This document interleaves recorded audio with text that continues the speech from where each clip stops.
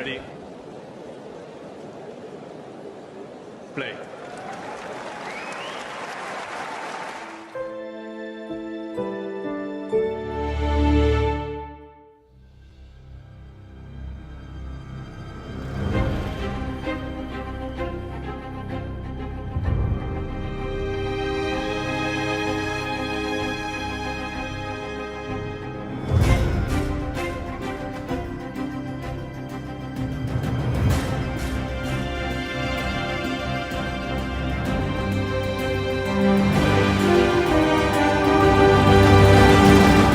Inshallah, have on chauffeur. Shisha.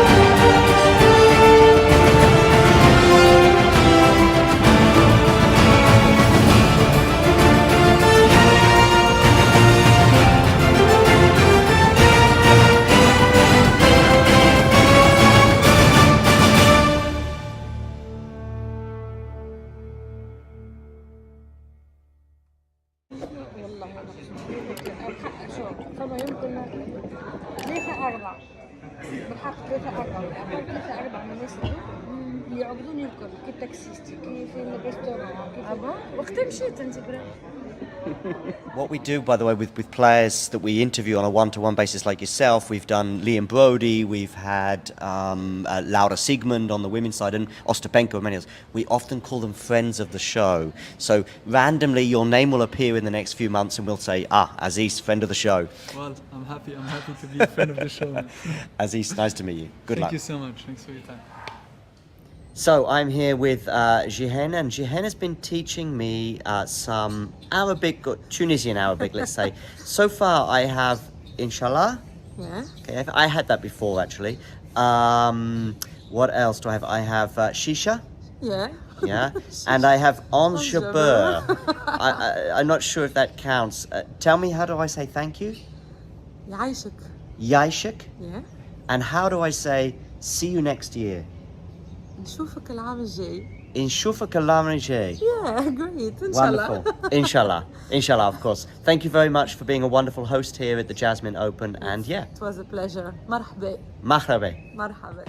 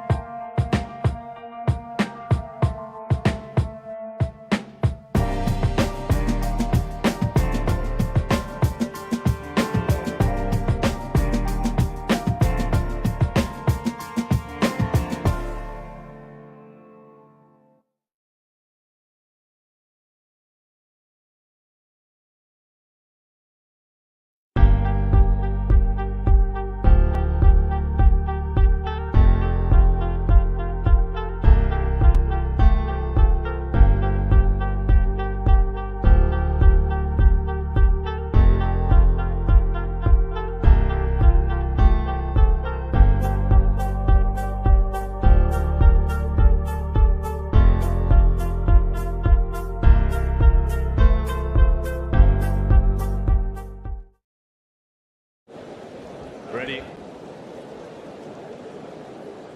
Play.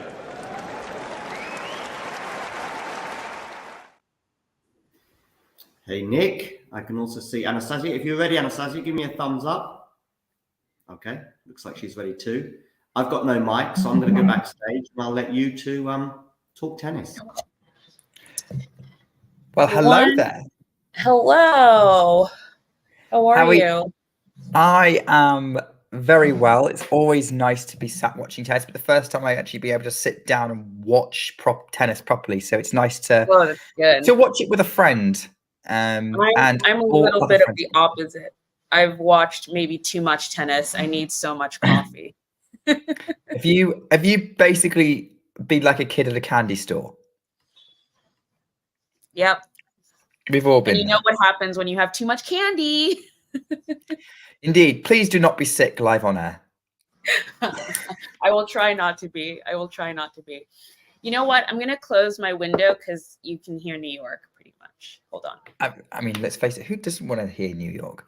But it depends on what's happening in New York, I suppose. But yes, I suppose. Welcome to Grand Pass Live. Anastasia and I host this. This is a much more lower key tennis podcast. We don't go super deep into analysis or anything like that. We're all about trying to be accessible for fans who are maybe don't follow the tour in and out so much, maybe only watch it at the slams, maybe they've not really followed it before and are trying to get into it now and are wondering what on earth a 1000 or a 500 is.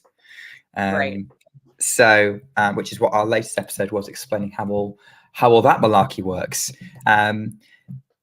This malarkey is a good word. Indeed. Bit of a live score update. Zverev has already a break up on Norrie. This was very much a 50-50 choice between whether we were going to do this match we're watching now between Murray and Etcheverry and Zverev and Norrie. The Murray and Etcheverry are currently at the net doing the coin toss. But we decided that maybe this match might be a little bit more competitive compared to Zverev versus Norrie. And so far, the score suggestion we might have been right about that. Yeah. I don't know. I keep, every time I watch Norrie, I'm like, what happened to the guy who got to 2 finals during the Golden Slam? Like, where is that guy?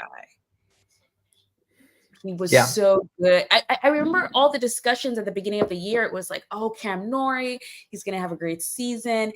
And then he got to Indian Wells. And then after that, it was just nothing.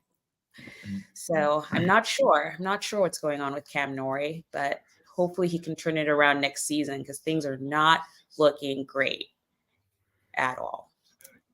But oh, wow. Tell you what, things are looking good for Carlos Alcaraz. Maybe he looks like he's fit enough to play Paris and Turin. Breaking news. Breaking news on the stream. I hadn't seen this yet. I was actually so I also just watched the Sinner Ben Shelton match. Did you see any of that at all? I watched the last 2 games. I got him from work, turned the TV on, and it was 3 games. It was Sinner serving at 4-5 down in the second. Okay. Yeah. And then I watched the last 3 games. So yeah. I thought Sinner was imperious during those games. Obviously, I didn't see the rest of the match, but I thought Sinner really brought his best. And Sinner came to play. Like Sinner was, I am not going to lose this match, which is great. But Shelton looked cooked. He looked like, get me a bed. In fact, put it on the court and I will sleep right here. I am not surprised, given he had to fly over from Tokyo having won it. Right. Like, why did you think this was a good idea? I was 99.999% sure that once that draw came out and it was Sinner, I was like, he's gonna withdraw. There's no way. It's a very tough first round. The flight over from Tokyo, I just didn't see how he was gonna do it. Do we think that that's the decision of someone who's 19 years old, is first year on the tour, and maybe feels indestructible? So you know what I think it is, and I don't know what you think about this, but after he won Tokyo, all of a sudden, which is so funny because he won Tokyo, and I remember tweeting or posting about, oh, this is really great. He's definitely in the next gen. It'll be really exciting to see him in the next gen tournament. But everyone was like, he's going to Turin. I'm like, wait, what is happening? I'm like, how is he getting to Turin? And I don't know if he saw that or maybe his team saw that. And yes, there is an outside chance he would literally need to do really well here in Vienna and then pretty much win Basel. And I was like, not Basel, Paris. And I was like, I don't, that's a tall order, but I don't know if they saw that and thought, let's go for it. Let's try and get to Turin. Because it just didn't make sense. I would have taken the break. I would have taken the break, but he's actually 21. He's 21 and young and ready to go. Yeah. Yeah. And that is definitely the decision I think a lot of guys I know age 21 would have made. It's like, I can do this. It's a bit like deciding you can go to work having, it's the kind of guys who said they go to work having maybe not slept the night before and drunk a little bit. Right. But he did it. He actually played well, I thought, but part of Ben Shelton's game, I think, is his sort of energy and his attitude on court. And he's like, he pumps himself up. He makes all, whatever winning gestures or whatever it is. That's part of his thing. And you just didn't get any of that. You just got a flat line. He was like, oh, just playing okay to carry him through. So it just wasn't the same. It wasn't the same. I didn't have much fun watching the match. I was like, someone please break so this could be over. And then Sinner did in the second set. And I thought, there we go. Now we're done. Finally, we're done. I know. So how ahead are you? I am. The coin toss is done, and they're just warming up. They're still warming up for me. I'm seeing Andy Murray practicing serving at the minute. So we'll see where we're at as and when we get to it. I guess how long do you think this is going to go? I think it's going to go 3. Yeah. I think it's going to go 3. I think it's going to be a typical Andy Murray match. I think they're going to play both with big heart. And I don't know who's going to win 3.5 hours about. Yeah. I did. I mean, let's see how it goes. But yeah, I'm thinking it's going to be competitive, to be honest. But we'll see. Just by judging, it's Andy Murray. They're both determined players. I think Etcheverry is interesting because I don't think of him as someone who might be super comfortable indoors. I think he's more of a clay courter. But then I've been wrong with that before. There's people who's done well, French who's done well indoors. So I think he's more of an all-rounder than I might give him credit for. Mm-hmm. So sorry, I haven't been looking at the chat. There isn't anything. I mean, it's just John in the chat at the minute. Just John being John. But then he said spoke to Cam in Madrid and he was targeting Turin. I don't know, guys. Well, back in Madrid, that was realistic. It was, but what happened? It's one of the. I think it was after Wimbledon. What did he do? Wimbledon 3rd round? Was that what he got to? Something like that, yeah. Something like that. Yes. He got to the 3rd round. Right. And I just think after that, it was just, and it's not an injury. He doesn't look injured. He just,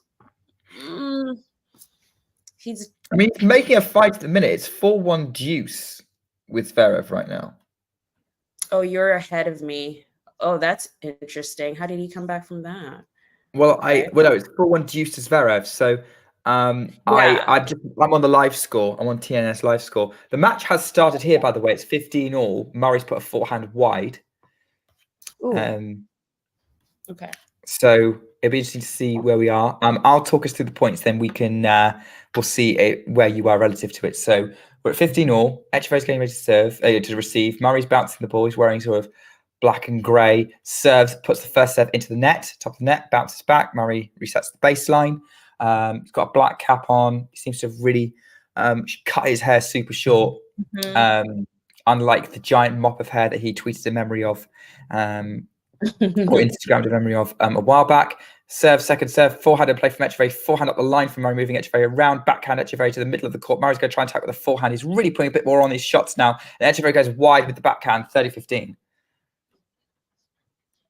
So, where are we at, Anastasia? What are you seeing? You're ahead. Okay. How far? Yeah. By a lot. Wow. I think I probably need to change to I'm on Tennis Channel right now, but I probably have to go to Tennis TV, which usually is a better, like Okay. they're much Well, better. while you're sorting that out, we'll keep everyone up to date. Obviously, if you know me, if you're familiar with the streams, you know that I don't like to miss too much of the action, and I will probably maybe over commentate. Who knows? Backhanded to play from Etcheverry, forehand inside out from Murray. The backhand of Etcheverry, very much to the wing that Murray's attacking, but and Etcheverry's gone wide again with the backhand, 40-15, and certainly at the minute Murray targeting that backhand, and it's paying dividends. But this is very, very early stages. Etcheverry will probably get used to that pattern of play. He'll try and rein it in a little bit. So he can't rely on that for the entire match. But for right now, to get himself on the board straight away in this set, it's working for Andy Murray, who serves, goes up the middle. Etcheverry, that serve was, well, I was going to say that serve was super good, but clearly it wasn't. And Andy Murray is serving again. At 40-15. Come to Anastasia at the end of this game, maybe once we know where she's at with her stream. Oh, we match now. Oh, we match. Fantastic. Yeah. Backhanded play from Etcheverry. Forehand up the line from Murray to the backhand of Etcheverry. Backhand Murray cross court. Backhand again from Etcheverry. Still, that wing still coming under attack from Murray constantly right now. Etcheverry goes cross court again. Still to the Murray backhand. Trying to see if he can get... Oh, that's a big backhand from Etcheverry. Hits a winner. And Murray might be a little bit more rested to go to that side again. Nice. It's exactly what I described. Like Etcheverry got used to that pattern of play. It was coming to him. He was quite happy to rally from the backhand side, keep going to the Murray backhand, and then unleashed cross court. Maybe Murray might get a few more errors from that side, but he can't rely on it. For everyone who might not know who Etcheverry is, he was it French Open where he popped up on the scene, or maybe it was like during clay court season, and he had that court season, yeah. Didn't he play, because he played Novak, right? And obviously he was like Novak's one of Novak's biggest fans. Fan. Yeah, and he had that like throwback photo of when he got his first ATP point, and you know, it was sort of a countdown to getting to the number that Novak had, which tall order, but hey, look, you got to be ambitious. Murray's missed a shot, so it's deuce. Murray's gone out wide with serve. Etcheverry just gets it in play. They're trading blows cross court. Etcheverry's moving Murray around as much as possible, still going backhand to backhand cross court. Slice from Etcheverry this time to mix it up. Murray's forehand cross court, moving Etcheverry around, still gets to it. These could be some long rallies here. Backhand again, just makes over there for Murray. Slice from Etcheverry. Murray reaches it, gets the forehand, goes back behind Etcheverry, who slices again, still mixing up the pace. Forehand from Etcheverry to the Murray forehand, goes up the line, still going in, still just clearing the net, still just going in. Forehand from Etcheverry, now slice forehand from Murray, looped up, slice, drop shot from Etcheverry. Murray's trying to get to it. Oh my word, he almost didn't get it, but he did. But Etcheverry was mid-court, picked up with a backhand volley, and now it's gone from Murray potentially comfortably holding to break point. yeah. That was Etcheverry stepping up the last play here. Yeah, I think Etcheverry's play here is to make this physical. That was nice. If he can keep up with Andy in the rallies, that's gonna be, yeah. I think a lot of people can keep up with Andy in rallies now. That's the thing. It's just that Andy finds a way of not being the one to be first to miss. But certainly the modern Andy Murray's the one who he's a grinder. He'll grind out wins, and like he always was, but he had a few more weapons that he could do it. But like, yeah, it's a less effective strategy maybe at his age. Who knows? But he's break point down at the minute. Yeah, I would have waited till this first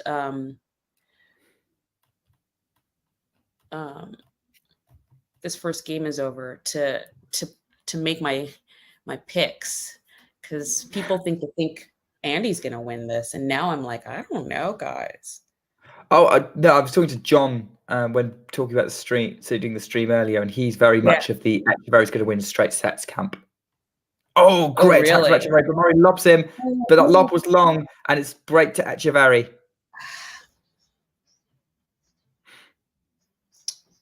Yeah.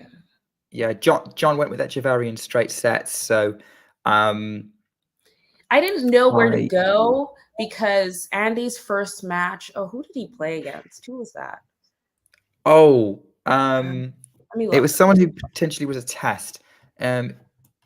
I remember it. Was it Hanfman? No, it was a German, wasn't it? Yeah, Hanfman, straight sets. It was 5-4. where I didn't think that would be straight sets. I maybe gave a little bit more. I thought Hampman would do better. So that surprised me. And I thought, maybe Andy's coming to play. But seeing this now, just that one point, I think this might be a tough one. Yeah. When I filled up my draw bracket, I actually put Andy in the final. Oh, no, what you did? Yeah. Wait, let me pull up the draw. Who else is here? What, in Basel? Yeah. This is the quote unquote weaker field. Compared to Vienna, yeah. Yeah. But it's still pretty good for. I know that's why I put it in quotations, because I think it's still pretty tough going. Well, Anastasia is pulling up the draw. Just an update. Zverev leads Norrie 5-1 first set. Norrie serving to stay in it.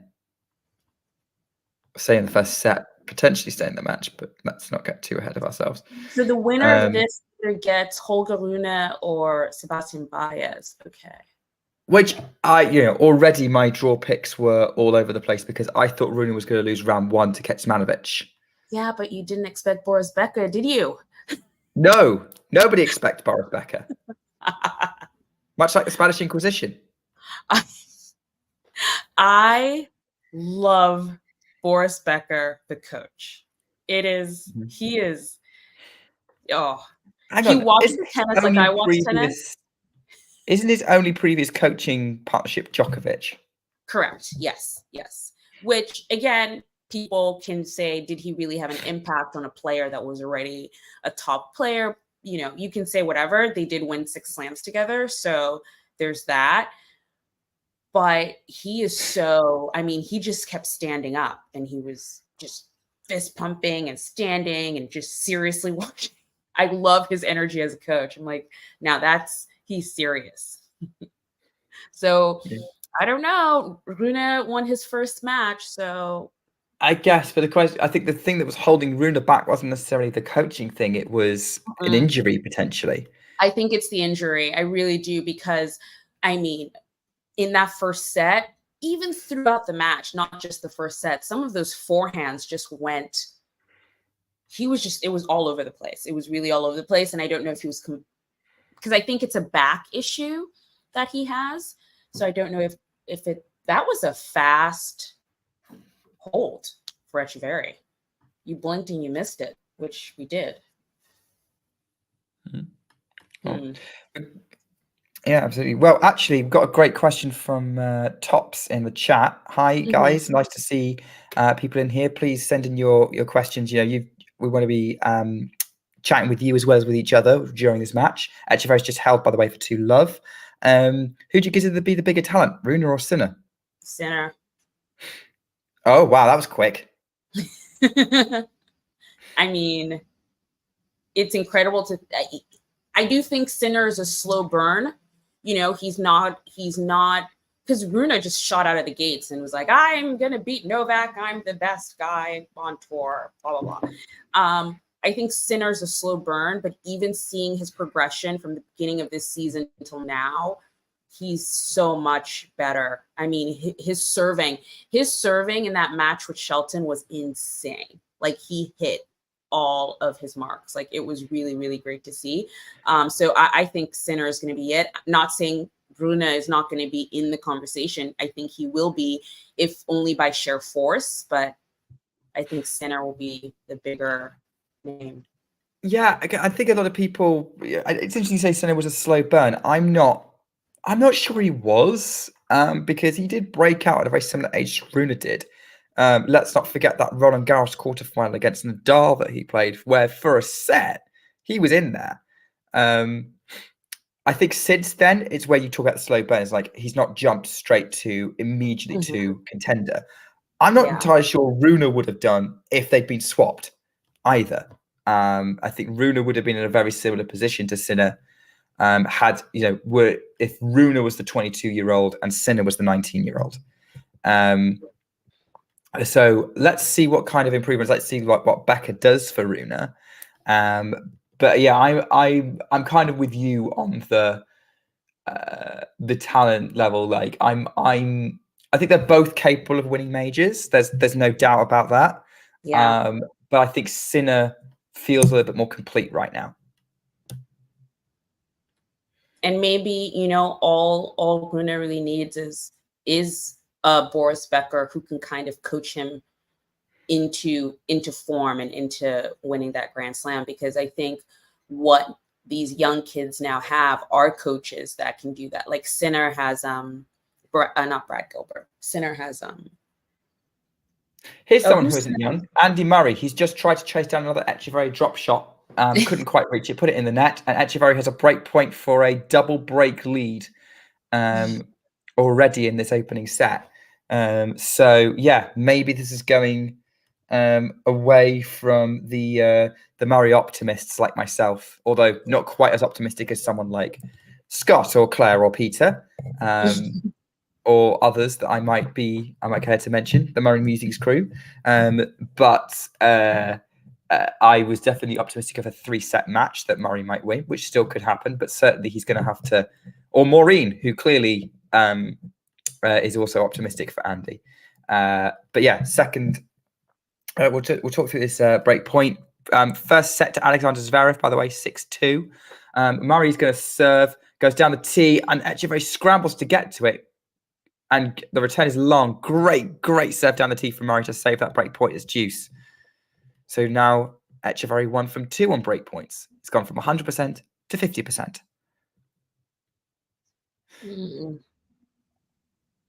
I mean, there wasn't a lot. I think you had to be someone like Novak Djokovic to get that serve back in play. There wasn't much Etcheverry could do there. So Murray's going to serve, goes out down the tee again. Again, similar return from Etcheverry. Murray's at the net now and puts Etcheverry under pressure. The ball was kind of dying before it even reached the net, and Murray now has game point, but he had 2 game points in his opening service game. So let's have a look and see. Seeing Tops coming back on his take on Sinner and Runa. We might come back to that at this change of ends. Murray serving, puts into well, I kind of goes off the top of the net, not even in the tram lines. The ball boy didn't have to run very far to pick it up. So Murray is now serving for a second serve, 15 minutes into the match. Gets it up the tee again. The tee serve is really doing it for him. Inside out forehand to the backhand of Etcheverry. Murray goes to the backhand side of Etcheverry again. Now changes to the forehand. Etcheverry goes up the line. Murray's moving around. Etcheverry puts the angle on the backhand, wins the point, back to deuce. He fist pumps. He's going to be pleased with that. And again, Etcheverry is able to unleash some incredible angles with that backhand. Etcheverry, yeah, we were talking about him earlier as someone who kind of broke through really this season. Very excited, very exciting prospect. Like he got to a couple of 250 finals in Santiago and Houston on clay. And then it was Rome where people noticed him because obviously, there was that whole story of him playing Djokovic. And then since then, he's kind of made people sit up and take notice. I think it was his RG run, quarterfinals, that I think probably also helped put him on the, like, once he got the recognition, he kind of backed it up because he beat Draper, he beat Dimonor, he beat Chorich and took a set off Zverev. So I'd say he's had a very decent break-out season. The Argentine. And I think he's definitely going to be a factor on clay because that's where all his like big moments have happened this season for the most part. So it'd be nice to see him sort of in the golden swing. Very short return from next year. Etcheverry, and Murray comes into the net to pick it off. Murray's challenging a call that was out. It's gone back to deuce. It was just out. That could have been a winner for Murray at the net, and it was missed by a millimetre. And it's back to deuce. That was so close. Yeah, go on, continue.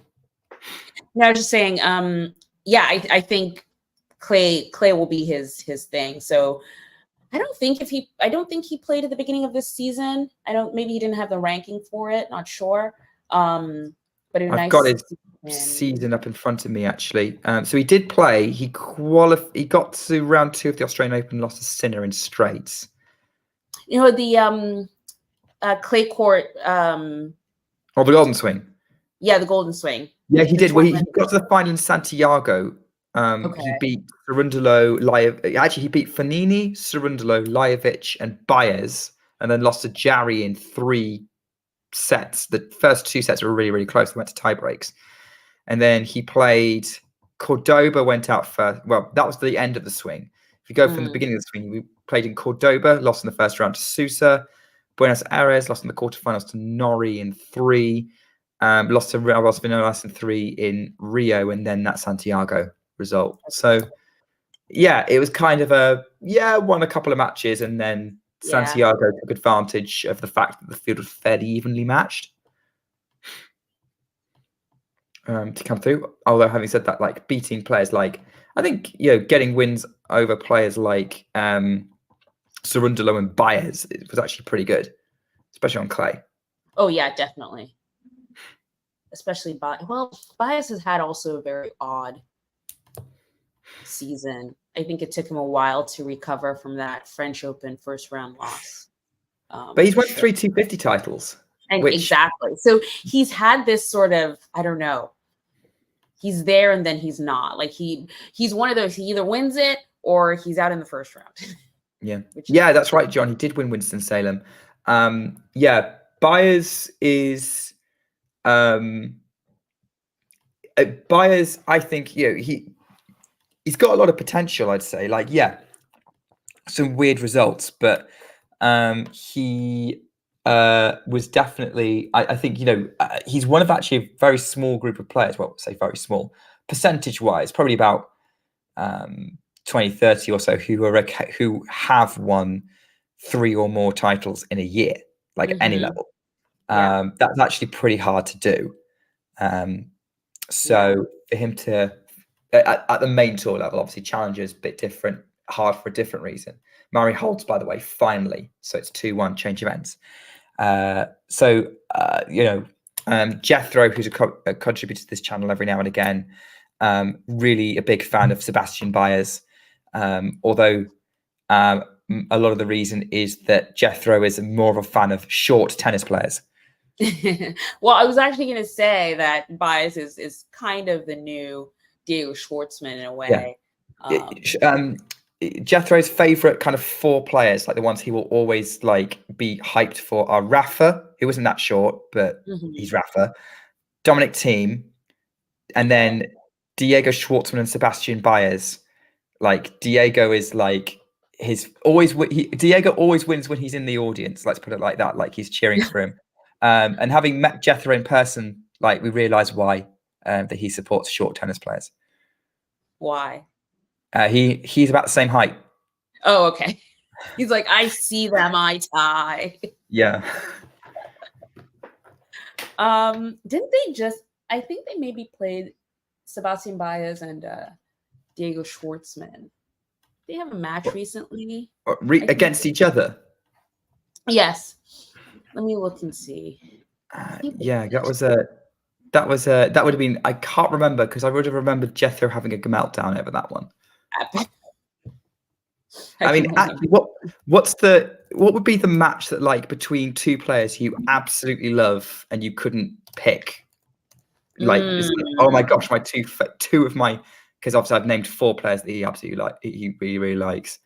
Oh no, they've not played. Schwartzman and Baez. No. Yeah, I was just looking, but let me look up the draws, because recently I remember looking at the draw, and it isn't usually, because I don't I think I've said it before, I'm a fan of one player, and that's Carlos Alcaraz.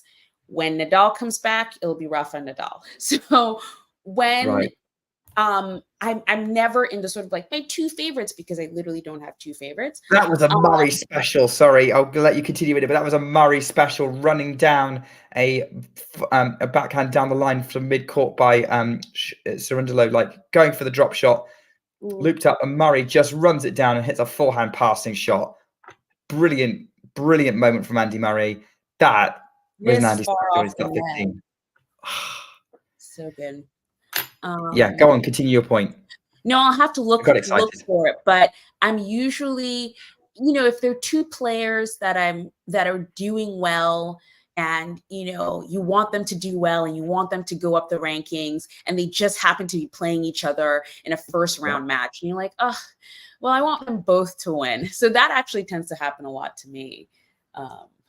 That would make sense, and yeah, I was there. I'm there with you for that. I mean, I as a Brit remember being slightly torn about the Emma versus Layla US Open final. Oh yeah, because I was like, they're both really cool stories. And I mean, I was going for only one, so I can't. Layla. Yeah. I would have been going for Layla if she was playing anyone other than Emma. But there we go. But now Layla is kind of up there for me, and I think actually she's the one player that I think Iga could play against that I wouldn't be rooting solely for Iga for. Yeah. I mean, this is a similar matchup. Like, it was the first round match of Vienna, where it was Grigor Dimitrov and Lorenzo Musetti, where I just love seeing Grigor do well. It's been a while. And same thing with Musetti. Like, Musetti is someone who he was so close at Monaco. And I think he's just a player that, he needs a little bit more time to develop. But when I saw them both, I was like, well, great. One of them has to leave, By the way, 15:30, Etcheverry put a backhand volley well into the tram lines, which is interesting. So Murray's giving himself an opportunity here. They're going backhand to backhand right now. Forehand from Etcheverry inside out. The backhand of Murray cross court. Forehand Etcheverry inside out. Murray's trying to scramble it. Can't deal with it. It was a huge forehand from Etcheverry. That's an Argentine forehand special. Very reminiscent to something like Cerundolo can produce. And Murray couldn't deal with that with his resilient defense. It's 30 all. Where is Cerundolo right now? Where is Cerundolo? What, geographically or ranking wise? Well, what he was in Vienna. He lost to Sonigo in round 1. See, there's another surprising one. Like, how did he? Sonigo plays really well indoors. Yeah, Sonigo, that's a factor. That's a factor that I never. Oh, John, because I'm behind John. I just saw that forehand slice from Zverev. That was. Are you watching both matches? Yes. Wow. It looks like Zverev is a breakup already in the second set against Norrie. This is very much going Zverev's way. I think we picked the right match here on Nostalgia. Breakpoint Murray. Ooh. I believe in Murray. I believe in you. Well, that was a journey right there in the last few minutes. 30-40. Etcheverry serving. Good grief, we're already nearly 40 minutes into this stream. It's only game 4. Great first serving play, but Murray's got the return back. Etcheverry on the attack with the forehand. Murray's staying well behind the baseline. Etcheverry's coming to the net. Murray's going to have to pass this. Lobs. Etcheverry gets the baseline, has to lift it up. Murray's now at the net. It's got overhead. Etcheverry runs it down, but almost slips over. Murray can pick it up, puts it mid-court, and he breaks back 2-all. Yeah, Etcheverry looked like he slipped a bit. He slipped there, no? Yeah, he did slip, but he didn't go down. Okay. It looked like he just lost his footing a bit. But yeah, that was the worst. It wasn't I don't think we're talking quite a Dan Evans situation. That was the most awful thing that happened this week. Yes. That was awful. That was, he was playing so well. He was just crushing. He was playing so well. And it was a shame. Yeah, I agree. I think Evans is, it's a shame to see something like that just derail a player in full flow. And Evans has recovered a lot of confidence since winning the title in Washington. Hopefully, it's not a serious injury enough to rule him out of Davis Cup, because they just announced an unchanged Davis Cup lineup. It was going to be him, Norrie, Draper, and Murray playing with Skupski. So we'll have to see. As Etcheverry puts a forehand into the net and Murray's got 15 love. Etcheverry's trying to dictate. He's trying to hit bigger than Murray, but he's now making the errors. And Murray is just doing trademark Murray things of just digging in and refusing to lose, essentially. I always say, it's almost, most matches can be a sprint, but with Murray, you just have to have the endurance with him because, like you said, we're 40 minutes in and it's been 4 games. Yeah. I mean, to be fair, we did start the stream as they were about to walk out on court. So there was at least 10, 15 minutes of like warm up and nonsense like that. True. Well, I wouldn't call warm up nonsense because it is crucial for players' fitness, but you know what I mean. But yeah, this might be a battle, which is what I thought it was going to be. As Murray hits a backhand up the line that is absolutely beautiful, and Etcheverry can't do anything about it. It was basically forces the error. It's 30 love. British tennis fans know which match they need to be watching right now. It's Norrie versus Zverev. Unfortunately. I mean, one of the things is that I've noticed that when we've been recording together, be it for this or for our podcast, Ground Pass, you tend to be the one who brings up the Brits, not me. This is true. I'm more loyal, obviously. Oh yeah, I mean, I'm not patriotic. If Iga's playing a Brit or Layla's playing a Brit, I'm rooting for one of them. I'm not rooting for the Brit. Absolutely unacceptable. I kid. I barely root for any American players, really. Let me see. I think actually, Tommy Paul is maybe the only person I would root for as long as he's not playing Carlos Alcaraz. Yeah. I would say on the men's tour right now, Murray's my favorite player. But is he really? Yeah, of active men's tour. Oh, active men's tour players.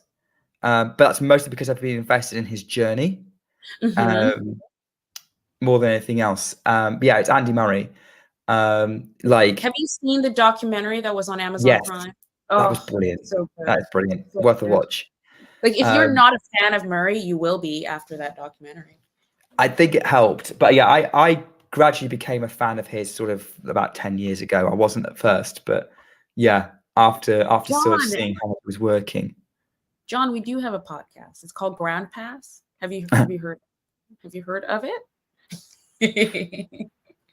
Yeah, so Murray, but I was going to say, like, he's my favorite, but I'd say when Murray stops, I think if I'm going to have a favorite on the men's tour, it's probably going to be Tiafoe. No, it can't be. Really? Why? Yeah, love Tiafoe. This is your time. This is your time. Yeah. We're at a break in the match. Again, it's his journey. It's his journey that I've got invested in. See, that's a valid. Okay, that's a valid. Because I was going to say, do your pitch for Tiafoe. But if you're going with sort of the story and the journey, he has a good one. He has a pretty good one. He's got the most interesting journey for me on the men's tour right now. Yeah. I will agree. Yeah. And given Roger's not playing anymore, and like Roger was by far and away my favorite player, and no one plays like Roger. Like Alcaraz may be the closest. Yes. Like it's going to be hard. Like no one plays like Iga for me. Iga's is the game that I watch that gives me like, oh, I'm enjoying watching this style of tennis. I know this makes people surprised I'm not a Rafa fan, but Rafa's a little bit different. He's a little bit more intense. Right. And for me, that's the thing about that intensity, that just sort of, Which I'm not saying it's a bad thing, but I think also for me, when I first watching tennis, like, I think the thing for me was like, for a player to grab my attention, they have to be able to pull off shots that I go, did you just invent that on the spot? Or where did that come from? And like a lot of Rafa's shots, even Novak's like greatest shots are feats of endurance or crazy angles or coming out of nowhere, whereas Roger would somehow do a reverse drop shot tweener from. I don't think he ever did anything like that, but you know what I mean. Kind of, yeah. Mm-hmm. And Iga, although she's not as inventive in the same way, I watch her and I go, how did that ball land in the court? How did that ball land in the court? It looked like it was going out and it's painting the line. And she's the only one who really kind of does that. For men or women, for me. But yeah, so if it's not, so basically it has to be a very specific style of game that there you go. There's a Roger. Yeah, that's Rafa. No, that's Rafa. Rafa. That's the isn't that his like almost overhead? Mm-hmm. An overhead behind his head thing. Yeah, that was impressive. I'll give him that. That was incredible. And like he can do it. He does do it. He just didn't do it as often as Roger. Yeah.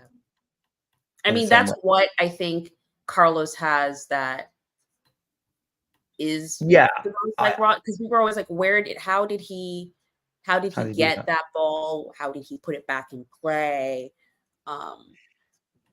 But weirdly, I like his energy that matches like Rafa's energy, where it's just like, I will win no matter what, even to my detriment, which is also the scary thing about both of them. Because I'm like, please don't hurt yourself. I would agree with you there. Like Carlos is one of the first players I've seen for a long time where I've gone, how on earth did he do that? Mm-hmm. How on earth did he just do that? Although I will say that I've got my favorites, for me, Carlos is one of the most exciting players to watch on tour. Yeah. Like, I'm not going to be bored if I watch a Carlos match, No. Which is... No, even like his straight sets, like his straight sets wins, he's going to do something entertaining. So maybe Carlos will become one of my favorite players. I'll just sort of like move over for him at some point. You should. Give him a shot. Try him out. I think he's up there. Like he's going to be in my top 10, if not top 5.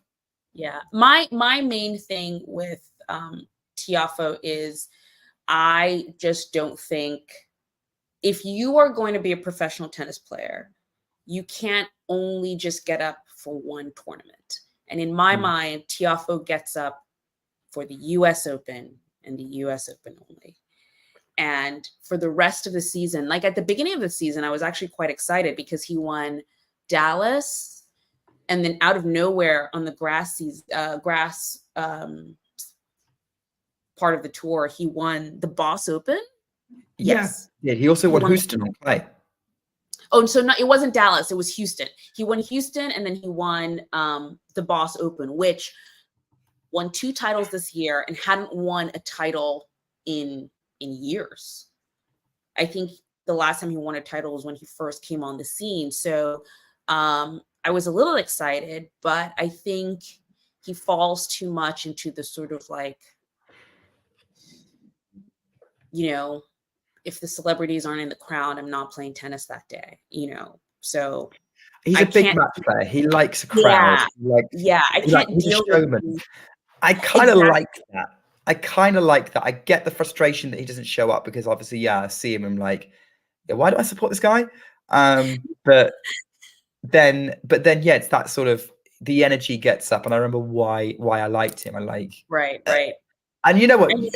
You say like he only gets up for one tournament, right? Which is the US Open. It worked for Yannick Noah back in the 80s. He eventually won the French. That was the only tournament he really showed up for. Yeah. Maybe that's a bit harsh, but there have been players who have like, I am going for this one event and I'm going to do it. Maybe that'll be Murray at Wimbledon, but I don't have a problem with that. If you want to maximize your opportunity to win a certain event, do it. I certainly think that's what Raf has been doing with the French in the last few years. Right. Which I am fine with if there is, because I just feel, there are too many players coming in behind him. Like Ben Shelton is going to be, one of the top favorites next year for the US Open. Like just facts. So now he's fighting with that. And if you're not showing your form in the rest of the season, what sort of chance do you have? I just find it in the climate that we are with these players that we have, to just, show up for the US Open and be like, I'm gonna win this one. I just don't think it's possible these days. Tell you what, most box office possible US Open final, Shelton versus Tiafoe. Yeah. I would stay up all night for that one. Mm-hmm. It was, and that's the thing. This year, it was so disappointing because Shelton was there. But Shelton, Shelton was there. He showed up, and halfway through, Tiafoe went away, and I was like, "Oh no." Oh dear. I know. It was just one of those like, "Oh look, there's the replacement. There he is. He's all bright and shiny and new, and he has like this little hang up thing he does." I tell you what, going back to the match that's actually on, Andy's just won this service game to 15. Yeah. It's 4-3 with serve. Unlike in the second set between Zverev and Norrie, which is 4-3 with a break. Which is 4-3 with a break. Yeah. Murray's actually trying to shorten the points. He's been coming into the net a lot, and that's not something we've seen from him for a lot of the year. No, but I thought of it. I think it was the second game or something. I was like, there's no way he's going to hang in rallies with Etcheverry. It's not going to happen today. I was like, I really hope he decides to start shortening the points. And look at what he's doing, because this is the Murray tennis brain. Good. Huh? This is the Murray tennis brain. Right, he is able to figure it out. Like, it's frustrating sometimes, it doesn't seem to be, but he is able to. Yeah, which is good. Also, why does he have so many? Does anyone not have the Carbon app and just get a refillable water bottle? He has maybe 20 water bottles with him on court right now. Do you see that? I did, yes.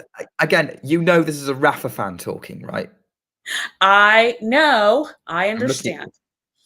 But we are in a new day and age, and there must be another way. I would agree with you there. There must be another way. Save the trees. Do not pollute the oceans. Get a refillable water bottle. Andy Murray. I'm going to write him a letter. Andy, please be more mindful of the environment. Please, Andy. Signed, Anastasia. I tell you what. Actually, thinking about Andy Murray's comment about Andy Murray's tennis brain.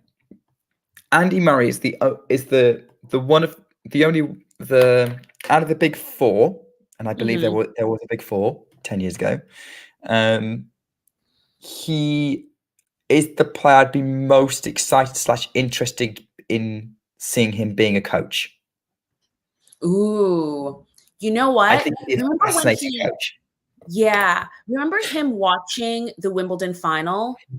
That was, and then his analysis after that, I was like, imagine if he was coaching someone. That would be so. Wait, who's the medic coming out for on the other side? Oh, Norrie. Okay. Okay, I was going to say, like, which match? I don't see a medic.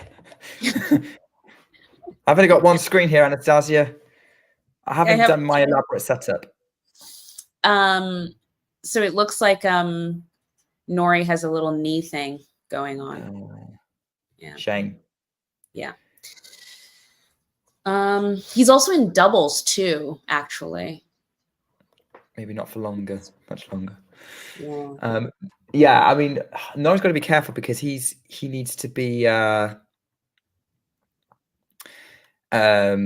Norrie needs to be careful, obviously, because obviously, again, we need for the Brits, Davis Cup's going to be critical. Otherwise, they're going to be very much relying on Draper and Murray, which wouldn't be a bad duo to rely on, to be fair. But they're going to need to get another doubles player in with Skupski. Probably not Salisbury, because they don't actually work well together. Not because they don't like each other. Were you the one talking about this? I don't know who I heard it from. Yeah, probably. They don't actually work well together, not because they don't like each other, but because they both favor the same side. Ah. And So And you can't. yeah, like they have been put together before, and they've never won a match when they've been partnered with each other. They'd always be better bringing in someone like Jamie Murray. Ooh, versatile.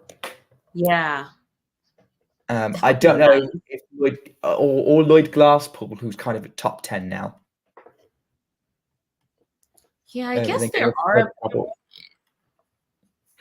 But do they need? They only need 2 singles players, right? Yeah, Draper and Murray, which they've got. Yeah. So okay. This is if like Evans and Norrie can't do it. Did the US make the finals? No. Oh, sorry. Lost to Finland. Oh yeah, because none of your top guys showed up.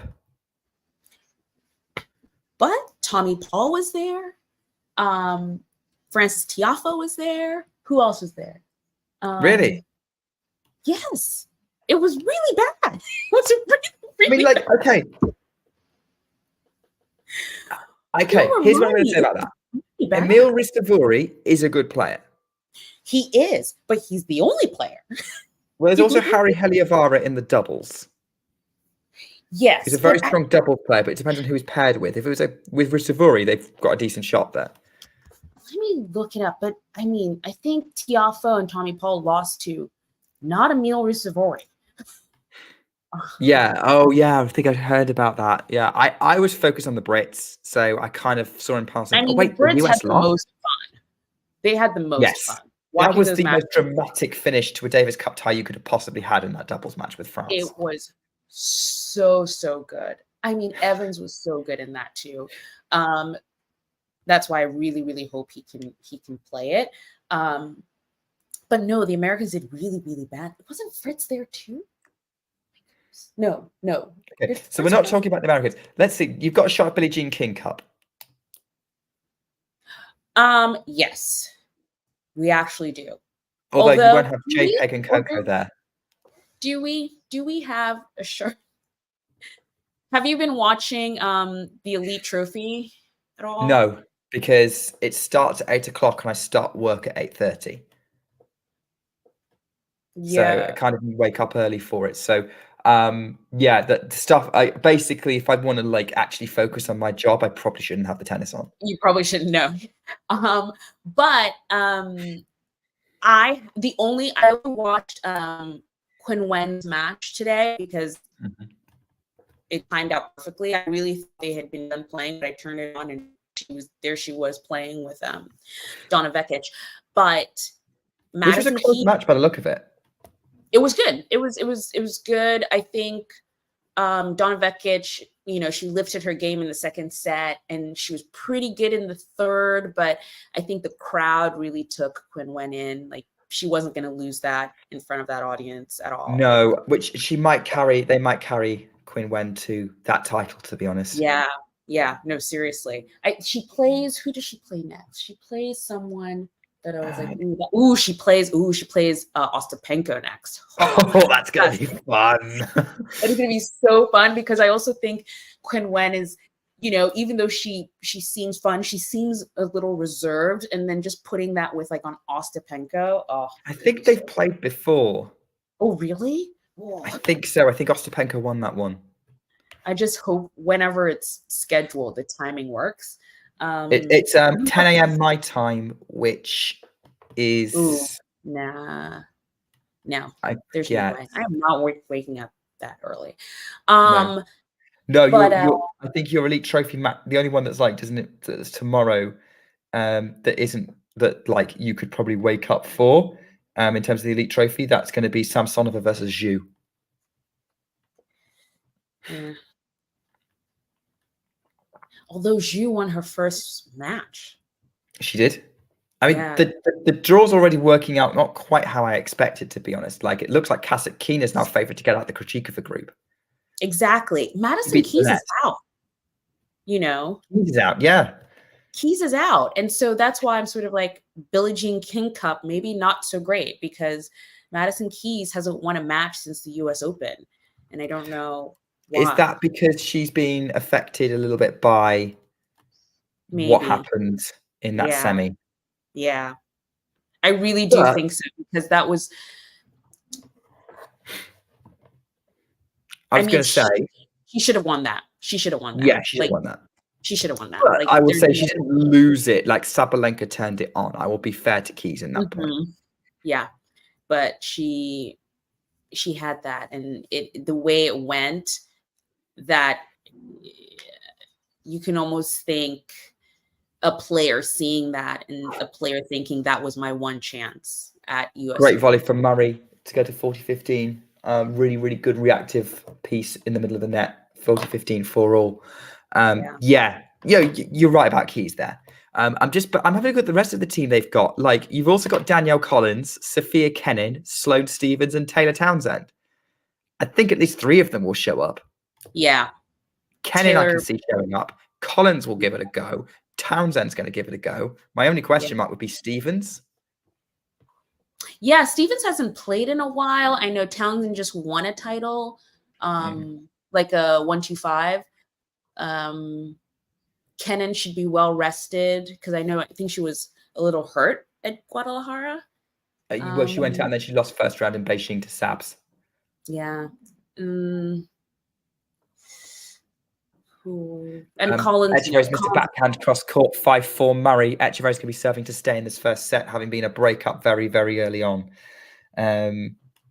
Apologies to anyone who was hoping we'd actually talk about the match. But we've gotten to very, very interesting. But this is what happens when Anastasia and I get together and we end up just talking about just tennis. And in the other match, Zverev is serving for it. Is that right? 6-2-5-4? Yes, he is. No, Nori is serving to stay in the match. Oh, I might have given you a spoiler because I've just seen the live score. Ooh. Well, there. Okay. Yeah, Nori's going to hold. Yes. Now, see, that's the thing. Tennis Channel is really behind on the streams, and I'm watching it. I'm trying not to see the Murray Etcheverry score because it's about a point. It's about a point ahead of our stream. Oh, yes. So 2 sets going on, same score, but one has a break and one doesn't. Has the second set been a bit closer than between? It's only been the one break, Norris Zverev. Not really. Not really. I think if anything, maybe Zverev is just playing a little. Like, I just saw him miss his backhand, where I was like, well, he could have got that. I'm always fascinated by the medical timeout and then playing better right after it. Yeah. And unless we were a pro and we've actually done it, we can't actually speak too much into it. We can only speculate. Yeah, I'm like, what are these medics doing? What are they doing? It's so good. Maybe I need that. I need a massage. This solves most issues. I mean, it just solves everything. You're like, my knee. Hold, easy hold.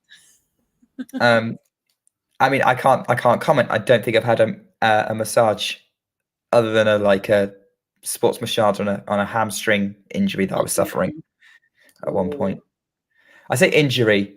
There was I basically went to the gym and the instructor was there guiding me through, and she was like, "Mate, can you not sit up straight and with your legs straight?" I was like, "Nope." Oh.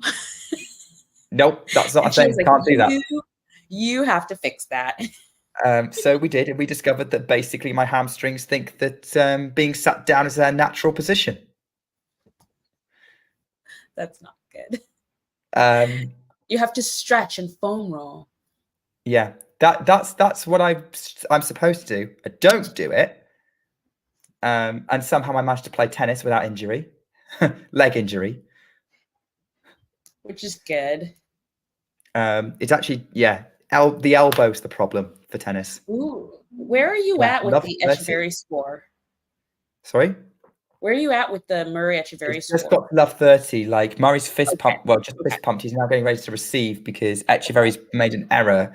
Murray's 2 points away from this opening set. Yeah. which, even if Etcheverry wins the match, would automatically prove John wrong. So I'm here for it. First serve into the net. He's going to love me when he watches the stream back from Etcheverry.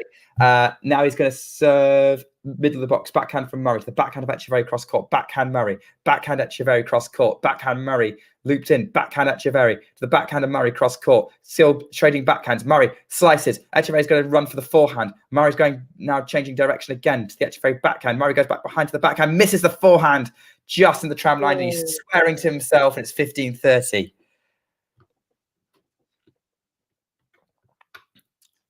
That's the thing about Murray. He's the most critical of himself ever. It's weird because you see him get down on himself. Yeah. And yet he keeps spiraling downwards like most players. He just sort of, he gets to the point, goes, right. Then he digs in. Yeah. Yep. It's almost like he can't go lower. Like his low point's not that low. Exactly. It's not sort of a Rublev low.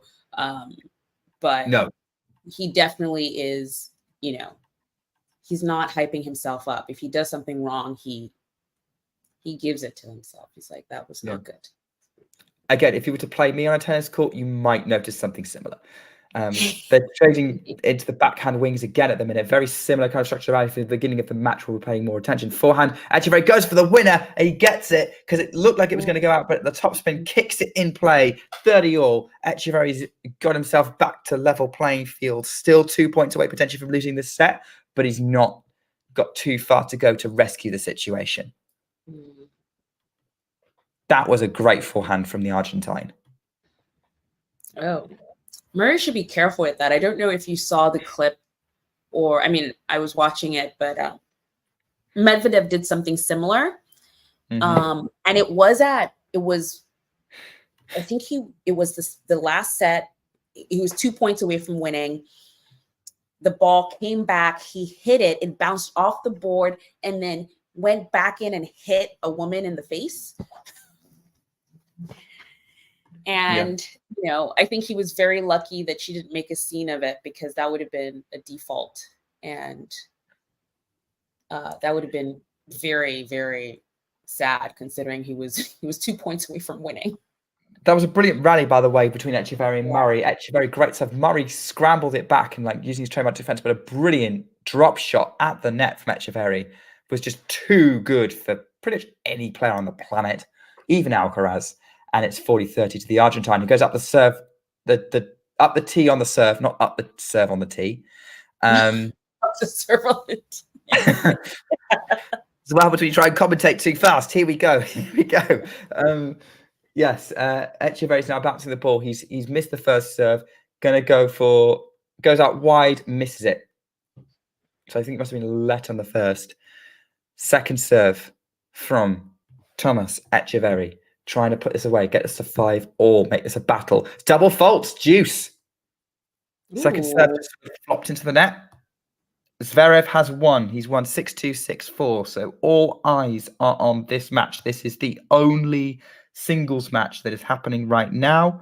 The only other match that is live is a doubles match in Basel involving the other Murray, who is currently with Michael Venus. So Jamie Murray and Michael Venus are currently set down to Adrian Manarino and Alexander Bublik. But those are your own. Basically, if you want to watch live tennis, you have to watch at least one Murray brother. Both of those have nice smash from Etcheverry. Yeah. Who's he talking to? Yeah, very good search. Puts him to game point 4-4-5. Apparently, we're being listened to on the bike. John, stop texting and riding. Focus on the road, man. We can't run this without you. For your own safety, please. And the safety of others. Advantage Etcheverry. Serves into the net. Is he tired? Or tight. He could just be tight. It's the difference. Second serve just gets the end. Backhand from Etcheverry to the backhand of Murray. Again, trading, but Murray's gone long. Game Etcheverry, 5-all. Got himself really out of trouble there, Etcheverry. No set points for Murray, though, so he won't count that as too much of a missed opportunity. but there was an opportunity.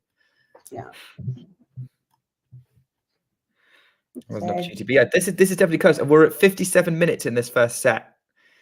Can Anastasia last much longer? This is what we are watching live on Talking Tennis. Pretty much. What is Anastasia's tennis endurance levels? I've watched way too much tennis in the last 3 days. I mean, you are Can't talking to you the watch person. too much tennis? I don't know. You are talking to the person who, for the last 2 years, has taken 2 weeks off work to watch Wimbledon and has watched it nonstop every day. Do you know? I mean, so I did that for the U.S. Open, and I definitely had to take a few days off after that. Like, I could not fit. I could not see a tennis ball. I could not. No, I had to take some time off for sure. Oh yeah, I did too. After Wimbledon. I think I didn't appear on the channel until the US Open. Actually, I've missed the last 2 women's finals at Wimbledon live. I couldn't watch them. The 2022 final. Oh, great passing shot from Murray. Etcheverry's kind of stood in the middle of the court. Was he just stuck there? Wide. He was just Sorry, stuck there. He was just stuck there. He just completely wrong-footed. Goes to the drop shot, comes in behind it. Murray runs it down. Great passing shot back behind Etcheverry, who wasn't ready for it. He thought Murray was going to go cross court. Yeah. He just watched it go by. Oh. Yeah, he thought maybe it was going out. I don't know. Yeah.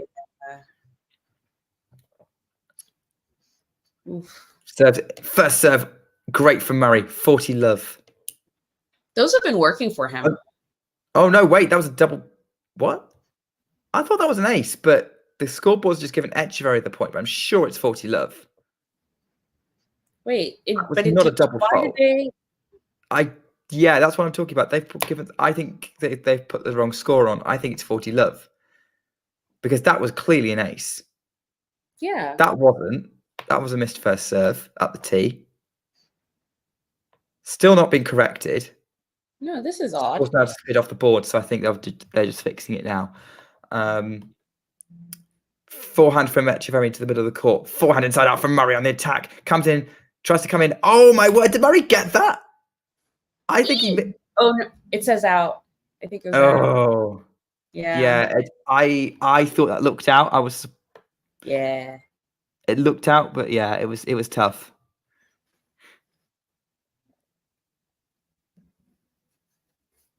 Yeah, that could have been a shot of the match if he'd got that in, but just missed it, unfortunately. So close, yeah. So Murray's at 40-15 now. It appears every score's broken. Yeah, now the score's back. It's 40-15. Sweat's dripping off Murray's chin. Suddenly he's stopped. It looks like he's been given a warning of something, or maybe a crowd's got involved. This is the problem with watching on mute. Rather than there, but hopefully one day. First serve into the net from Murray. Trying to close us out, get back to within 1 game of the set, and to force at least a tiebreak in this set. Bouncing the ball again. Which is up. Serves. Forehand from Etcheverry into play. Forehand Murray cross court. Etcheverry scrambles the forehand. Backhand. Oh, into the net from Murray. He's trying to go back behind Etcheverry. Puts it into the net. 40-30. And again, he's getting himself. I'm here for the sound. That was an unforced error. Yeah. Really was. One more. Come on. The match has now crossed the hour mark. Is it really an Andy Murray match if a set doesn't take an hour? It's an hour set at least. At least. Yeah. First serve from Murray. Etcheverry gets a short ball, tries to lob Murray, but it goes way out the tram lines. At 6-5, Murray is 6-5 up. Etcheverry yet again will have to serve to stay in the first set.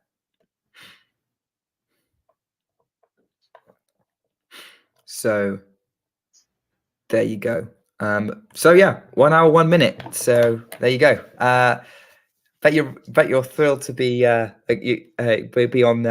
stream for this one, for this finale to the day.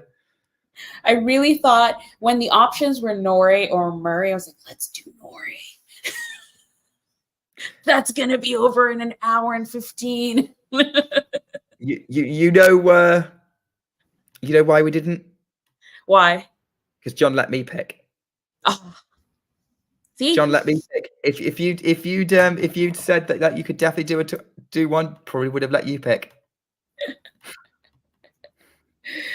But yeah, I expected this. I mean, it's impossible. You can't have a Murray match be under. I don't know. It's not in his DNA for some reason. You would think, based on his injuries and his sort of state, you would.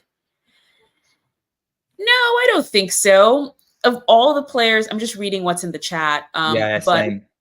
Of all the players in the ATP, I think Murray's the least likely. I don't think I've ever seen a Murray choke. I don't. Again, it's not in his DNA. No, I just don't think the matches where I've seen him be up and lose, it's because the other players forced it. As example, Djokovic in Shanghai 2012. Exactly. Yeah, Etcheverry's serving great. You're right, Nolan. I think Murray's been serving really, really well as well. Actually, since that's wobble in the opening game, a couple of games for him, service games, he's been serving really, really well. But Etcheverry's serve has come up clutch when he's needed it, for the most part. Yeah, he's gonna try and serve his way into a tiebreaker now. Yeah, and who knows what would happen if we got there. Murray's going to try and avoid that. But again, that's another example of a brilliant first serve, as Nolan has pointed out in the chat. Thanks, Nolan, for joining us. Hope you're enjoying. Please keep interacting with us. We'd love to chat with you as well. 15 love to Etcheverry. And actually, anyone who's watching right now, get in the chat if you want. Anastasia and I have chatted about lots of different tennis things, but you can decide what we talk about as well. Great serve +1 at the net from Etcheverry, 30 love. This is more like it. This is more of what we kind of saw from after he went love 30 down in the previous service game. Yeah, that's going to make him feel pretty good. Yeah. Etcheverry, 30 love. Goes out wide, misses the first serve. Misses the first serve. Second serve, he looks up. He's a little bit disrupted from his rhythm. Now gets into the service motion. Murray jumps in to take the return, but almost jumps in too close. Backhand from Murray cross court, right with the angle. Just clears the net from Etcheverry. They're going to the backhand wings again. Murray still happy to rally to the backhand. Then Murray changes direction with the backhand. Etcheverry tries to chase it down, but can't because that was a brilliant backhand up the line from Murray. Yeah. And it's 30-15. Absolutely fantastic. And this is why he still played tennis, because he can still produce shots like this. Yeah, I was just thinking, I was like, does he ever just think to himself, I'm good? I'm really good. Yeah, I think he does. I think he does. I mean, at this point, he's probably trying to prove his daughters wrong. He's actually a good tennis player, as Etcheverry puts a +1 forehand away for a winner, 40-15. I don't know what happened. Apparently he mentioned in an interview at one point that apparently he came home one day, I think, and one of his daughters said to him, "Daddy, did you lose another tennis match?"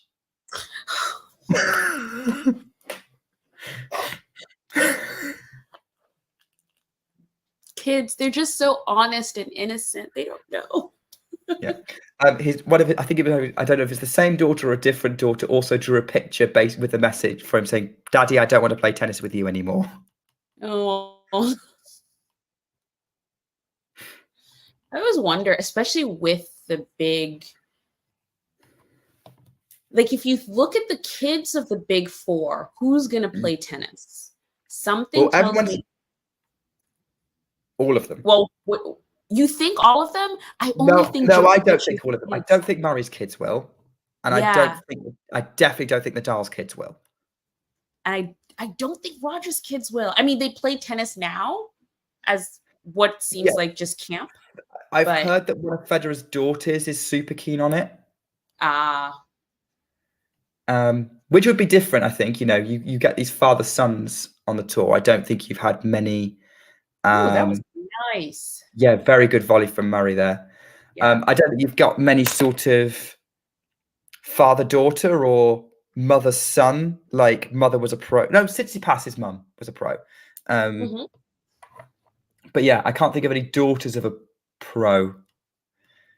That would be interesting. But yeah, there's certainly a lot of people going Stefan Djokovic is going to play. Yeah, I can almost put money on it right now. I wouldn't be surprised if that family would be like, yeah, sure, go for it. They are tennis obsessed. They're great rally at the minute. Inside out forehand from Murray to the backhand of Etcheverry, still peppering outside. Murray's now changing direction.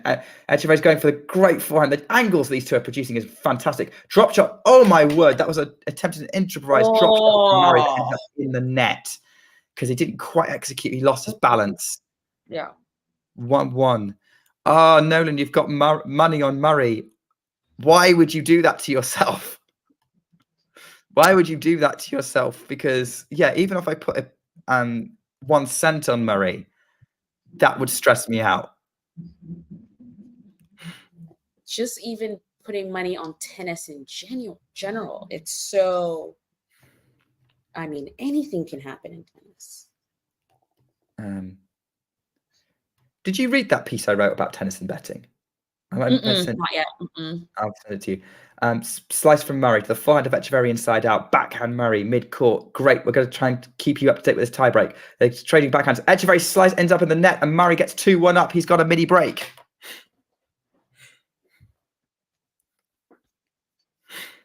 Interestingly, of the 4 people in that we know if who've made predictions, Nolan and I went for Murray. Anastasia and John went for Etcheverry. Yes. John obviously is the man, the brains behind this talking tennis operation.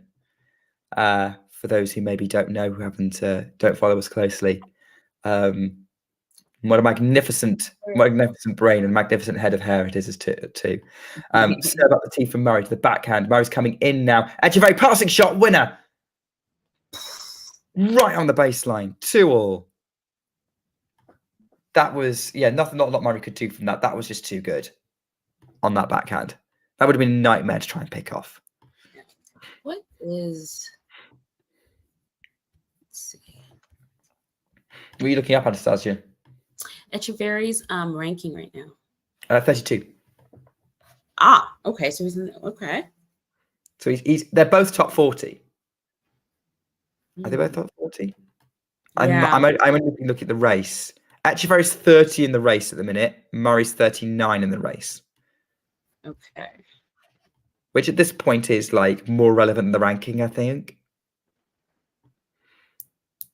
At this point in the year. Right now with, yes, yeah. Forehand from Murray. Backhand of Etcheverry. And Murray nets on his forehand. Unforced error. Now Etcheverry's the one up in his tie break. 3-2. So unforced error from Murray following a brilliant passing shot from Etcheverry. But I only know Etcheverry's ranking because I literally just looked up his year. So obviously it was right there. Yeah, Murray's number 40 right now, ranking-wise. So there's actually not too much difference between the race and it. So yeah, Etcheverry is the higher ranked player, but not by much. It's actually a pretty good year for him in the sense, let's see. Ranking history. He's probably going to be rated. I would be fairly confident he's going to be seeded in Australia, Etcheverry. Like, I mean, Paris is going to be the ultimate decider of it, I think. Oh, great attempt from Murray, the passing shot, but that Etcheverry cuts it off and Murray can't run it down. It's 4-2 as they change ends. Yeah, he started the year 79 in the world. That's a great year, great climb from Etcheverry. Not bad. So what, this set's gone so many different ways. Like very beginning of this set, we thought Etcheverry would have it. He had points for double break in the third game of the match. Murray then broke back, looked more comfortable on serve, and then gets an early break up in the tie break, and suddenly now the momentum seems to be with Etcheverry, just out of nowhere. It just sub straight, otherwise everyone's going to be like, why are we looking at Nick's wall right now? And my door. We don't need to know why I sit next to a door. Anyway. Well, I just thought that was the door underneath the stairs, and you were Harry Potter. No, it's the door to the stairs. But it's a good thought. I do have a door far under the stairs, but I don't live there. Etcheverry serves out wide to the forehand of Murray. Oh my word! Etcheverry shanks the forehand from a very deep return from Murray, and it's 4-3. We're back on serve. Nolan's heart must be all over the place right now. We're thinking of you, Nolan.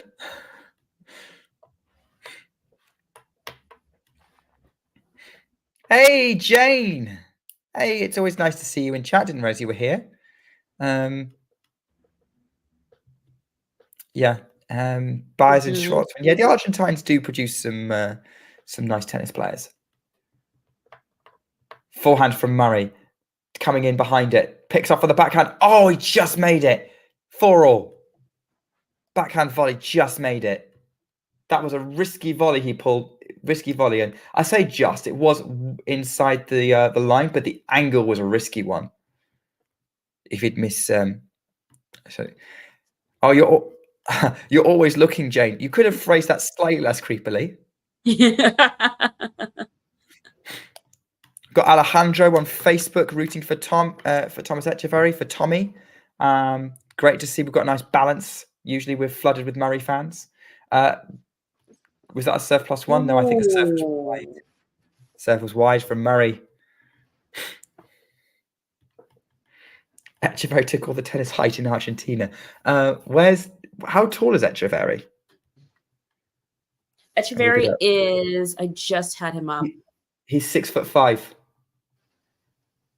Forehand from Murray. Yeah. To the backhand of Etcheverry. Forehand, straight backhand. Murray's drop shotting. That's too high. Etcheverry's going to run it down, and his counter drop shot's going to be too good. Murray gets to it, but Etcheverry's ready for it and passes him. And now Etcheverry's got that mini break again. 5-4. He's 2 serves away from this first set. How tall is Cerundolo? Cerundolo is 6'1". So yeah, maybe he did take all the height. 6'1's not that short. 6'1's pretty good. But when you think about it too, because people think Carlos is short. Carlos is 6'1". 6 foot, isn't he? I think their website says 6'1", which I'm always like, really? Who's 6'1", sorry? Oh no, Carlos is 6, so he's 6'1".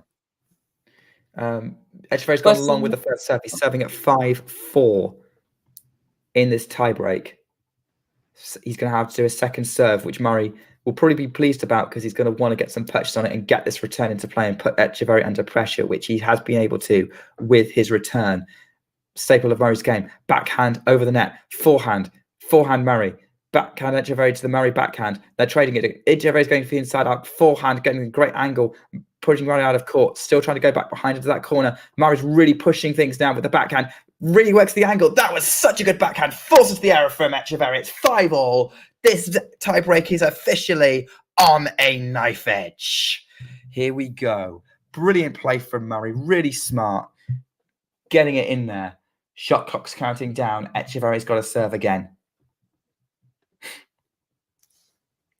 Etcheverry not too happy. No, I mean, I don't think that was. Yeah, I don't think he could have done a lot with that. Maybe he could have just about made it over the net, but he couldn't have done more than that. Forehand inside out from Etcheverry, putting Murray on the run. It's going to come in behind it. Lifts the ball up. Murray's going to hit it. Oh, and a great passing shot from Murray because it just sat there for him to pick it up on the run. 6-5, and now it's Murray with the set point. He's back in the tie break. Oh, that was nice. Yeah, great for Murray to pull off a great shot. I mean, like it was kind of sat up there for him, but he had to still run for it. Yeah. And he still had the timing to pull something like that off. It was brilliant. And I think he had options too. He could have gone down the line, but Mm. That would be riskier, I think. Yeah, cross court was wide open. Here we go. Set point, Andy Murray.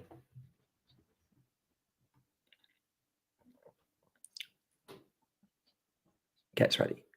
Serves into the net. Second serve. Because, of course, it's a pressure moment. Of course, there's a second serve. You get that with most tennis players. It's all very tense in Basel right now.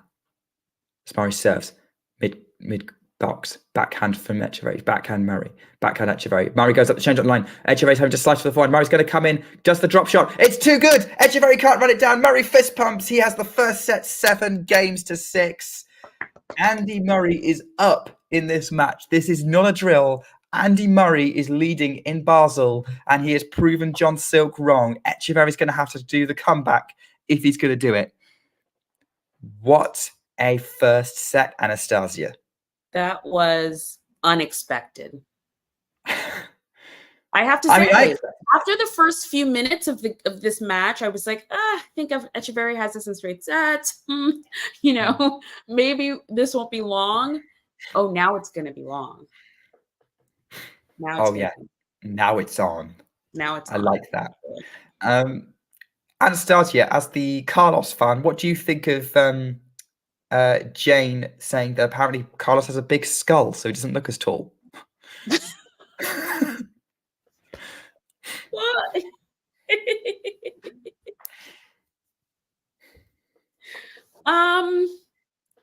I don't know. I've not really thought about the size of his head. I thought it was fairly well proportioned for his body, to be honest. No, I was like, I don't think so. I mean, I was actually very happy about that post that John put up in the beginning, because I was definitely having a moment where I was like, is Carlos not going to play anymore this year? I think he's going to be motivated to play because if you look at the race, he's 500 points behind Djokovic. Exactly. It's possible. It's really possible that he ends the year number one. I just didn't know if his body would hold up. Because when he pulled out of, which one was he? He was in Basel, right? Yes. I think so, yeah. And I think he lost Shanghai. He pulled out of Basel, yeah. Mm-hmm. So once he pulled out of Basel, I was like, ooh. Because in the first place, I thought he should take it off. I didn't think he really needed to play another 500 just to get points, because clearly the sort of overplaying in China didn't help. But when he said, "Oh, I'm going to do Basel," I was like, "Okay," and then he pulled out, and I was like, "Oh no!" So you're probably not going to be happy with me saying this, but it wouldn't sit well with me if Novak Djokovic didn't end the year number one, given that he's won 3 slams. Oh, I see. And could have won 4. I see. Because I see it the reverse, where it's pretty impressive for Carlos to have missed 1 slam and still end the year number one. Now that's impressive. I think both. I think both are true. I think it is definitely impressive that Alcaraz is in the shout of no number one, given he's missed a slam. And look, Djokovic hasn't played much of the smaller tournament, the non-slam, so of course he's put himself in this position. But I don't know. I feel like slam should always be the deciding factor when deciding a number one, because that's where everyone plays, right? Usually, but that's my only basis of it. Like if Carlos had won the US, I would be a bit more psyched for a showdown. For a showdown, yeah. What do you think about Dixon's question? Do you guys think Kyrgios will play soon? No, he's not going to play this year. He's not going to be back till Australia, because that's going to be. He needs to rehab his knee. He'll get a wild card into Australia. He'll come and wow the crowd. He'll probably get 3rd or 4th round, maybe a bit further. But he's not playing again this year. He has no incentive to travel. He's already dropped down the rankings. He's going to want to be fully healthy, and he's going to want to play in Australia. He has no points. Yeah. No points? Yeah, he's 0 points. Wow. Nick Kyrgios is not ranked at all. I definitely think he's still going to get a wild card for Australia. Oh, 100%. And also his protective ranking, I think, is at 12 or something. It's definitely in the top 20. Yeah. So. Oh, his career highs. No, it wouldn't be 12. It's definitely top 20, yeah. Yeah, top 20 somewhere. Yeah, you're right. No point. I hadn't realized. Yeah. He just doesn't play enough to have points. He played one match all year. Mm-hmm. And even the previous year, those are all gone. Yeah, he doesn't play enough to still have ranking points. But you know, I'm pretty sure here's the thing. If he does not play Australia, I think he's done. Really? You think he's going to just quit? Yeah. If he doesn't play Australia, I think that's his career. It's over. Yeah. Wow. Big statement. I wouldn't be surprised. I think that's plausible. Mm-hmm. I don't think he has the motivation to keep going. I think in the end he'll still get invited, which I don't know how it'll work, but I think he might still get invited to play like exhibitions or maybe UTS or something like that. But I feel like if he doesn't play Australia, that might be it for him. Murray had an opportunity in the service game, by the way. It's 30-all now, but he had love 30 on the Etcheverry serve, but Murray just put a backhand into the net.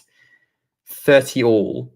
There was a chance to have a break point there a couple of times. Etcheverry did pretty well to get to 15-30, and yeah, this is very similar to that 5-6 game. No, 4-5 game that Etcheverry played where he was love 30 down. Maybe he doesn't like that side of the court very much.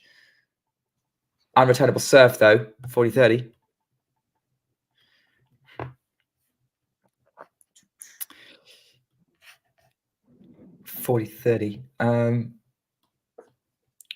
So Etcheverry, Murray's still waiting. We're going to have Etcheverry coming for the serve.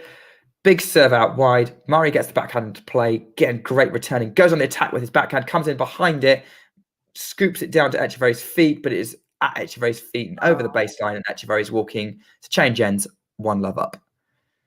Nolan, I don't blame you for sweating. This is exactly what we thought would happen. You were probably so tense. So tense. Yeah. If anyone else is new, by the way, so like Dixon, I haven't seen you here before. Welcome to the Talking Tennis community. If you enjoy our live streams, we've got plenty more in the works. So like and subscribe, and we'd love to have you along for the ride. We've got plenty more coming from Vienna and Basel in terms of watch-alongs, and obviously we'll be doing lots of coverage of Paris and the WTA finals next week. But we'll probably give you a little bit more information about the channel in a couple of games' time, because that will be when we get a proper change of ends. So we'll probably do a little bit of a promo around then. Andy Murray is getting ready to serve at the beginning of the second set. So had love 30 on the Etcheverry serve. Was going to want to keep this momentum going. We've been playing for almost an hour and a half. Much to on brand for Andy Murray, yeah. Let's see what happens. Let's see if he can get this done, as he did against Hanfman. Get himself into a quarter-final. Forehand from Etcheverry, the forehand of Murray on the attack. Really great forehand from Murray, very heavy, and Etcheverry couldn't do much with that 15-love. Murray, positive start to that game. It's what he needed. Mm-hmm. He's getting ready to serve again. So 1 hour 26 on the clock. Murray again, dressed in dark colours, serves again, gets the first serve in. Forehand to the Etcheverry forehand. Murray goes up the line with the forehand. Backhand, Etcheverry up the line. Forehand, Murray to the forehand of Etcheverry. Cross court, Murray scrabbles it. Oh, my word. What a scrabbled forehand winner from Andy Murray. That was brilliant. That was utterly, utterly brilliant.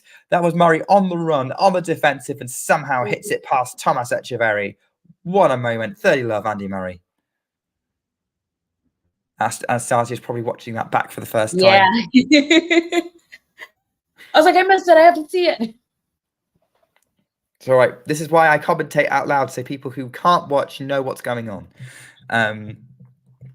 Murray puts the first serve into the net. Wasn't so fortunate with that one this time.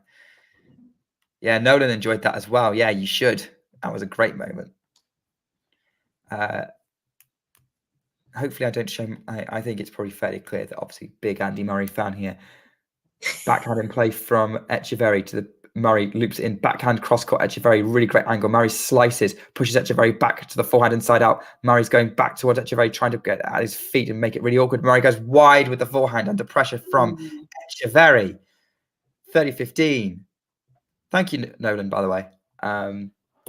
Hopefully I can do a few more. I won't be able to do any more this week, but hopefully I can get back in the chair for the next couple of weeks when we do Paris, we do the WTA finals, and we do the ATP finals in a few weeks' time. Murray letting Etcheverry a little bit into that game, but no, that's fair. Etcheverry was forcing the issue a bit more there.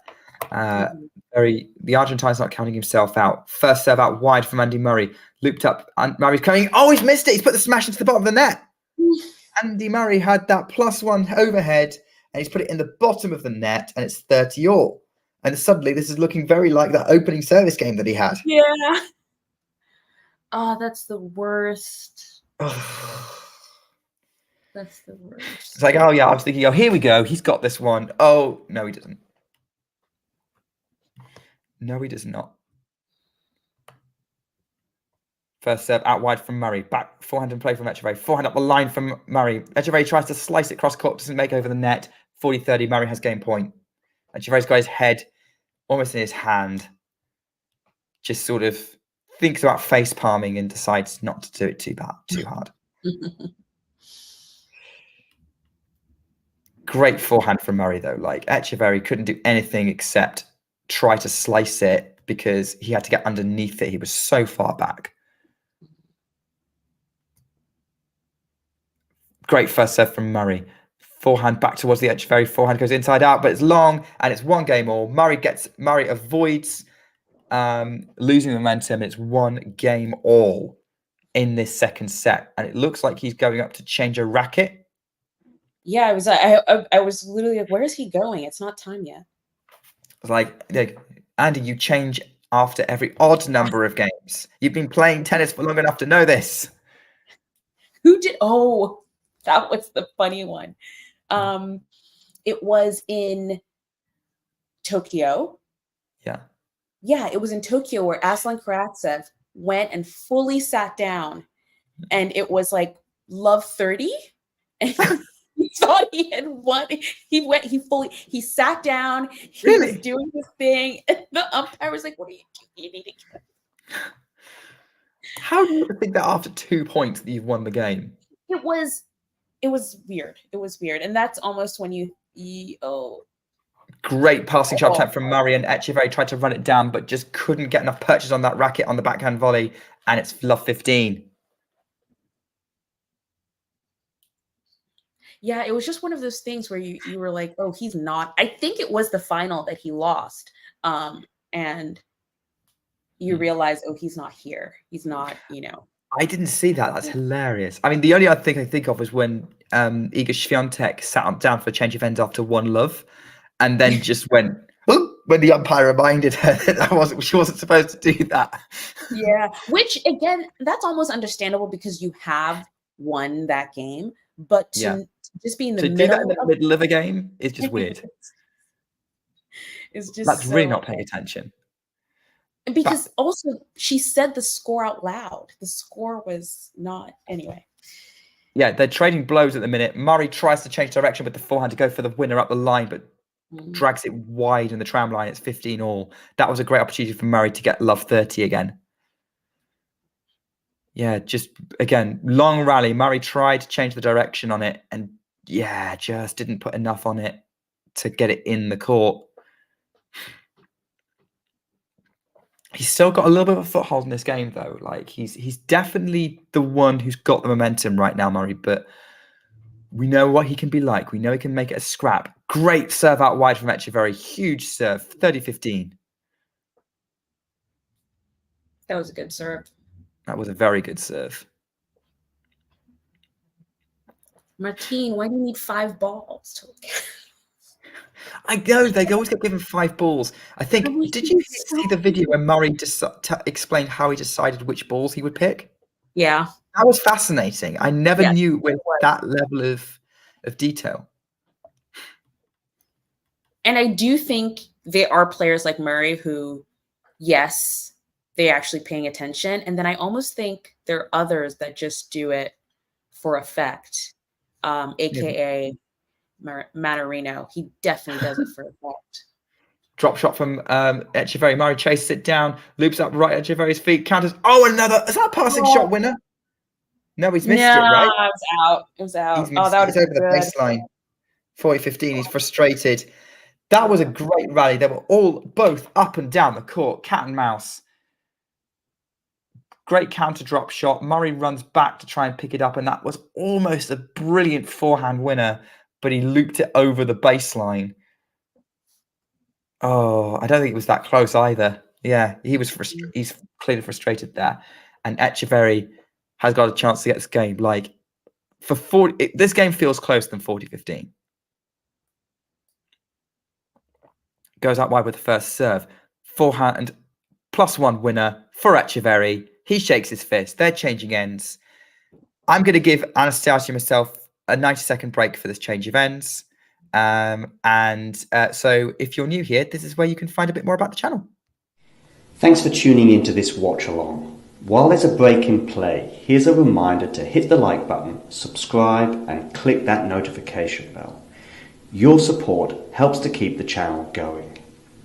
While we're here, you can now become a member to enjoy perks including badges for the live chat, but also bonus material such as interviews with top players from both ATP and WTA tours. The membership link is pinned in the live chat. You can also follow us on Twitter, Facebook and Instagram. So whether it be serves or volleys, forehands or backhands, serve bots or drop shots, we've got you covered, whether that be via our website, talking-tennis.com, where you can read features and interviews from our top writers. Or if you prefer us in audio form, you can subscribe to our podcast on Apple, Amazon or Spotify or wherever you get your podcasts from. Remember, we offer you wall-to-wall coverage via our regular watch-alongs, magazine shows such as Nick's WTA Weekly or Damien and Mario's ATP version. Plus, we deliver top content from people on the ground, actually at the tournaments, so you get even nearer to the action. So, what are you waiting for? Hit that subscribe button so you don't miss out on all things tennis. And we're back. Or I'm back. I will give us a little bit of Anastasia a bit more of a break. But yes, hopefully if you are new, that is everything you need to know about the channel. As the players are coming back out on court, Murray's going to be serving. Hopefully he doesn't let that opportunity to get in that game get his head. He didn't in his last service game. Let's see how it goes. We are back. We're back. As are you, Anastasia. My legs. They were asleep. Yeah.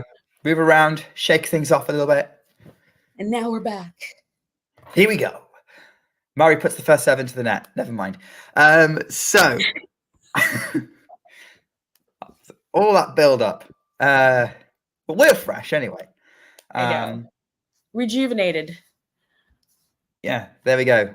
But yeah, hopefully that was interesting. Double fault from Murray. Love 15. Puts that both serves into the net. Very strange.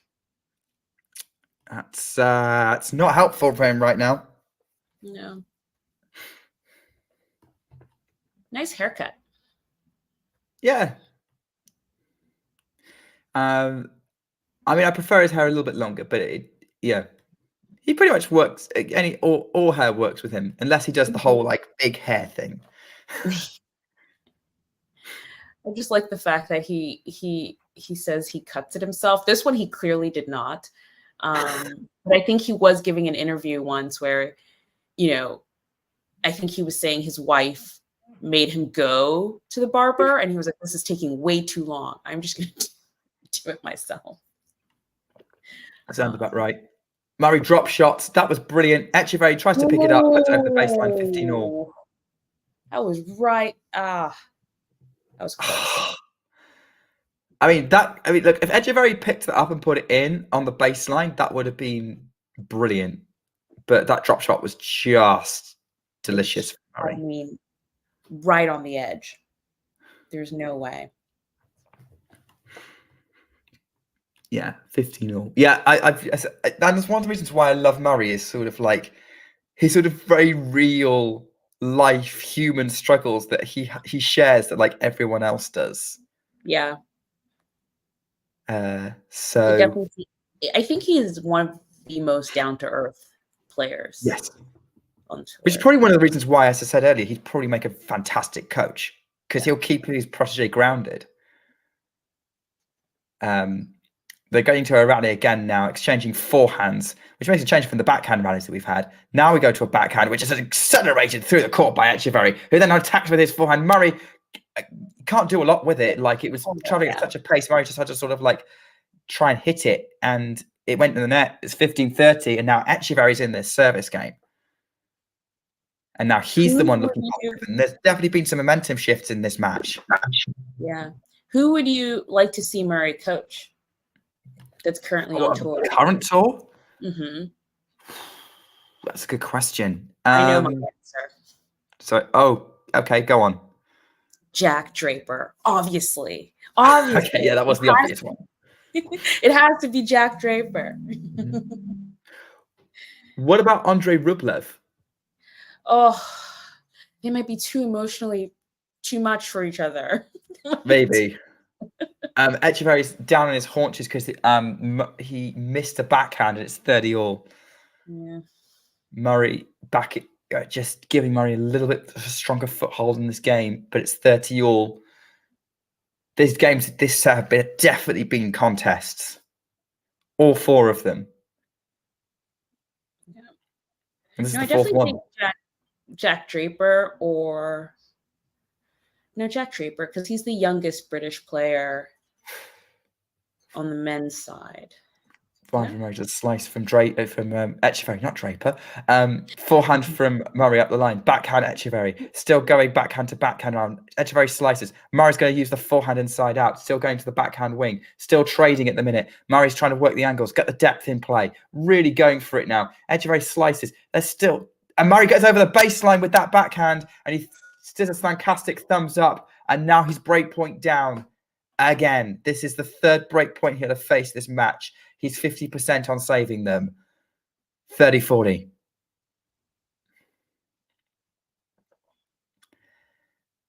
Yeah, maybe Murray needs to focus. Maybe we need to focus more on playing the match right now and less on. And we need to worry less about what he's coaching in the future. He's coaching. I don't think he's thinking about coaching, to be honest. I think he's probably going to go and be with his family whenever he stops tennis. Goes out wide with the first serve, misses it. That was either a let or a miss. Fortunately, we're watching it on mute, so we don't necessarily know. 30-40. Goes on the attack, Murray. Forehand. Pushed back by Etcheverry, though, and Murray puts it in the net, and Etcheverry breaks 3-1. That return pushed Murray back. Murray couldn't get a lot of purchase on it. And now Etcheverry's up in this set, but he was up in the first. True. That's true. This is not going to be a simple one for Andy Murray. Mm-hmm. It never would. To be honest, it was never going to be. It feels like a 3. Yeah. I might be wrong. I hope I'm wrong. Because you would like to not watch tennis for a bit. For another 2 hours, yes. But it feels like 3. Feels like it's going to go 3. Probably. As they're going to a rally now. Oh, was that a passing shot winner? I looked down from Etcheverry got the point. I was looking down because I realized that I needed to plug my cable. The cable that I plugged in had come out, and I wasn't watching. I think just the return was out. Okay. Andy's return was out. Right. Well, now I'm paying more attention. So Etcheverry's first serve is in the net. Goes for the second. Murray steps in. Oh, double fault from Etcheverry. His turn to double fault. 15-all.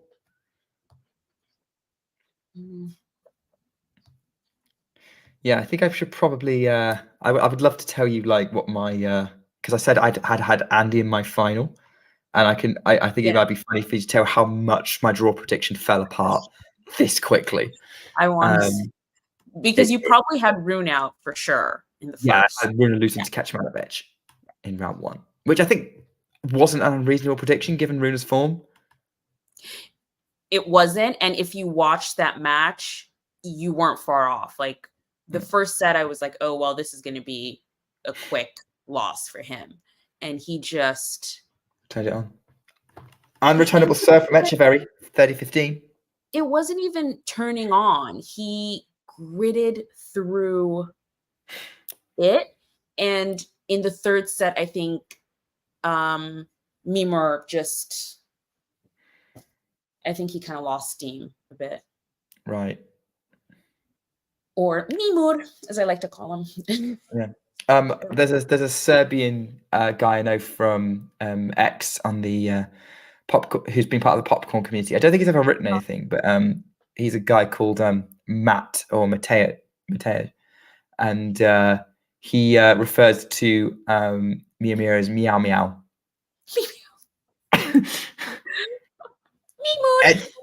Etcheverry puts that in the Etcheverry puts a backhand a shot into the net. It's 30-all.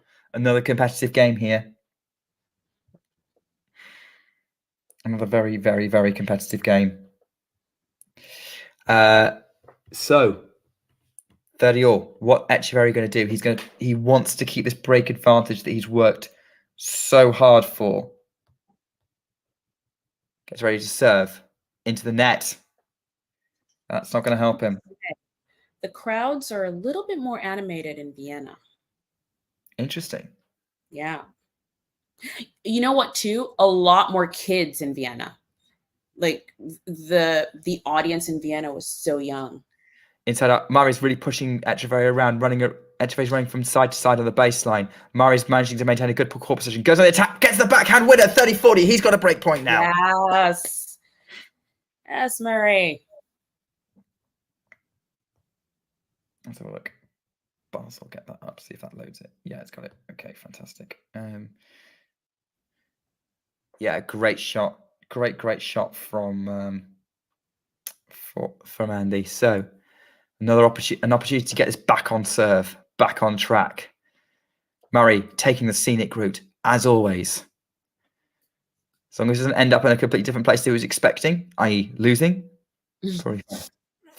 First serve, too good from Etcheverry. Saves the break point, deuce. That was too good. That serve, when it's on, has really dug him out of trouble at times. Mm-hmm. Great result from there. So yeah, first serve out wide from Etcheverry. Murray's got it back into play. Murray's now running that one down, loops the backhand in play. Etcheverry's going to try and attack the short ball. He's coming to court. Murray's going to lob it. Bounces out. Advantage Etcheverry. We had to wait a long time to work out if the ball was in or out or not, but it was out. Just mostly because it just took so long for the ball to come down. He practically hit the ceiling with it.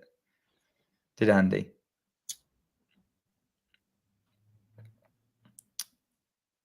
So Tomás Etcheverry now has game points to consolidate this break advantage.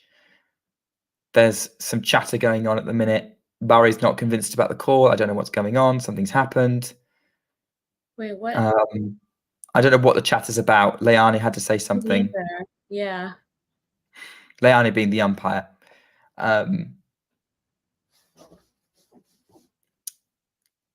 Etcheverry bounces the ball, not himself. Lifts it up, goes for on the attack. Forehand in play for Murray. The forehand of Etcheverry. Backhand goes on the attack again. Now really going on the inside out. Forehand. Etcheverry scrambles it out. Ouch. And I think Murray just saved it. He did, yeah. So we're back to deuce. That was a great pickups from Etcheverry, but he couldn't quite pick up that huge forehand from Murray. And it's nice to see Murray unleashing on the forehand. At the beginning of the year, it did feel like he was pushing a little bit on his shots.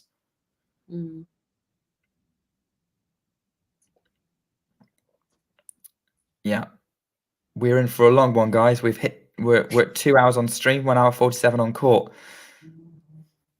We're only about halfway through this set.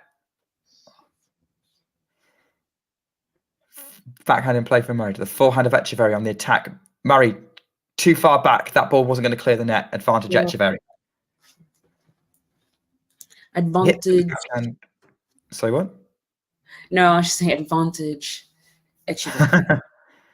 I turned on the sound a bit because I was like, what's Leani saying?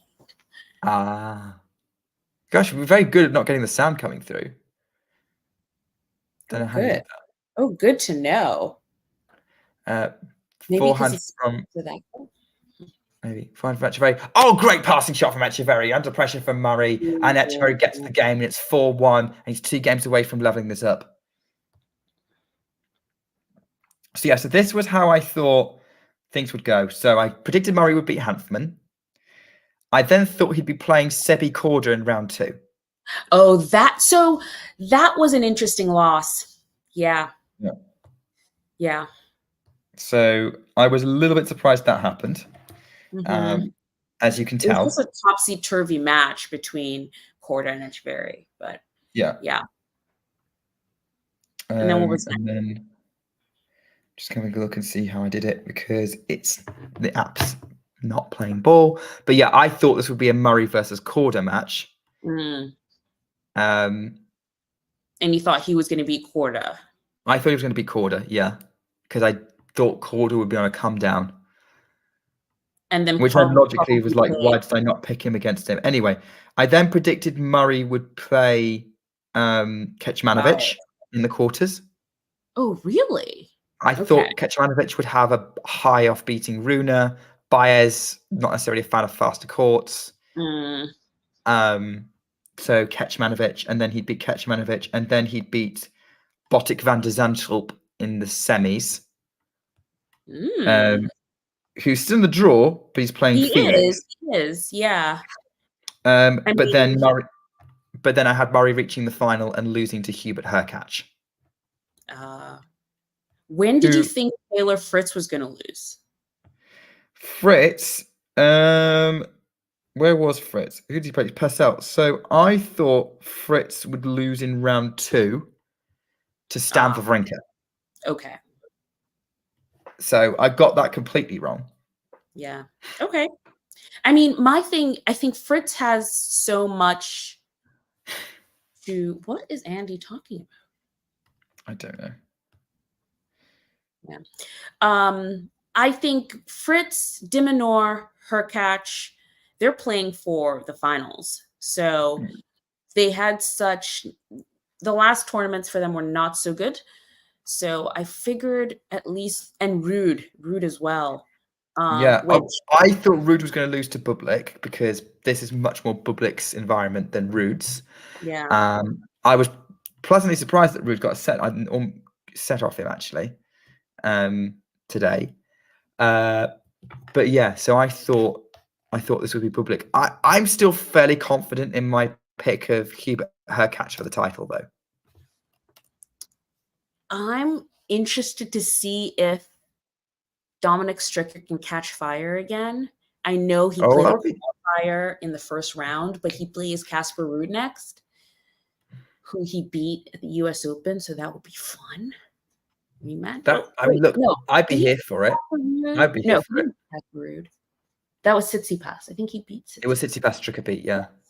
Yeah, he beat Tsitsipas. So that would be interesting. Nicholas Jarry. Great battle of slices, ending with Etcheverry hitting a backhand passing shot winner. It's 15-30. Shane on Facebook. Hi, Shane. Give us a like. Give us a follow on Facebook if you wanna keep up to date with everything we're doing. Do we think Murray will win? Up until that last point, I would have said yes. Not liking the momentum where it is now, but I'm still fairly confident that Murray can win this match. But to say Andy Murray will win a match is a very dangerous thing at the moment. But I'm still going with the Murray optimism here. I'm still backing my pick that Murray's going to come through whatever happens next and win in 3 if he doesn't break back. Anastasia, I'm assuming you're still sticking with Etcheverry to pull off a comeback. Yeah. I think Etcheverry is gonna get in the end. I think we're going 3. Oh, yeah. So Etcheverry winning in 3. Yeah. We're going 3 if Etcheverry wins the set, regardless. 30 all because Etcheverry's gone long with that. So we've got a great shot of the back of someone's head in the audience, and then we're going into Murray serving, gets the first serve in, goes on the forehand. Etcheverry loops it up, and it's long because that was just too good. The error was really forced hard, and it's 40-30 for Murray. But he's been battling through these service games this set. Really battling. Actually, both players have been battling through it. Like, this is a real war. I know it's 4-1, but I don't feel like the score really tells the story of this set. Goes out wide, Murray, but misses the first serve. So Murray's got to do this again. Serves.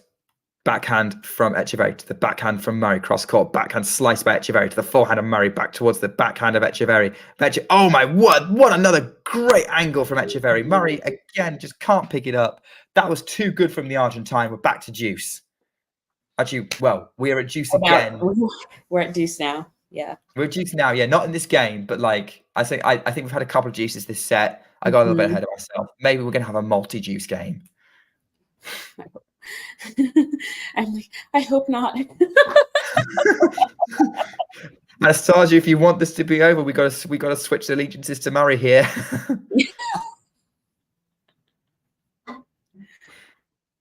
First up into the net from Murray, who exhales. Kind of like a really, really. Wait. How did that go to advantage? Did I miss something? Has it been a double fault? Yeah, double fault. But I don't know how that happened.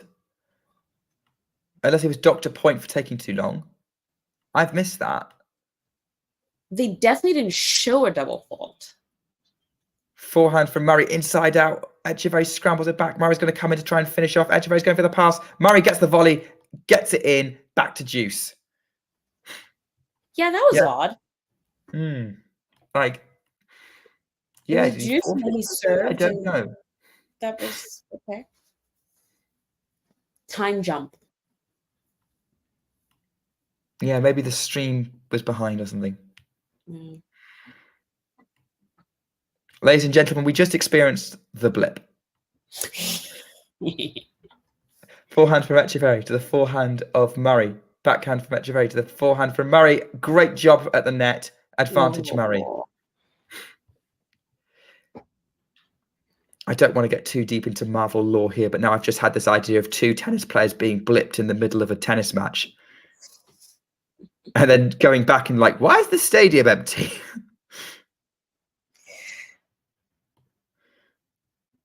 Oh, well, I may as well finish this. Right, advantage Murray. Backhand Etcheverry in play. Murray's great return from Etcheverry. Murray's being pushed back, puts it into the net. That was a really good return from Etcheverry to put Murray on the back foot. And we're back to deuce. My prediction of a multi-deuce game has come true. Has come true. Damn you, Nick Carter. Ladies and gentlemen, Anastasia, my co-host on the Ground Pass podcast. The words "damn you, Nick Carter" have probably been uttered several times off air.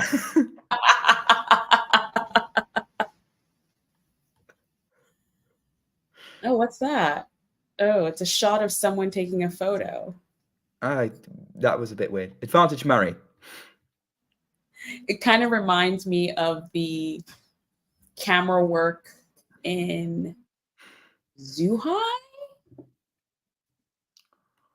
Was that the event where Leila Fernandez had the rematch?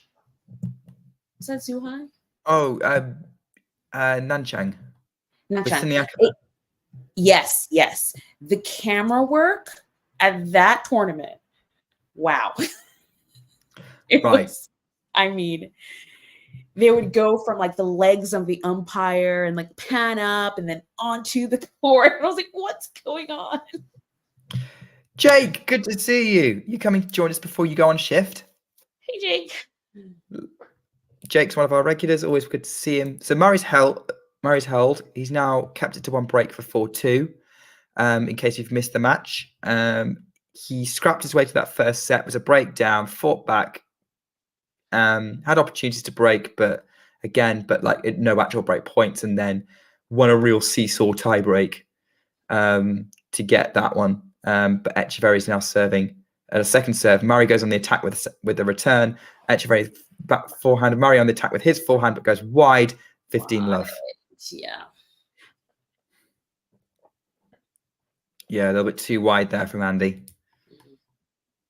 He's definitely been a bit more aggressive. This year's definitely been about seeing Murray getting more and more aggressive. Do you know who's new coaches? No. Probably. I'm not 100% sure anyway.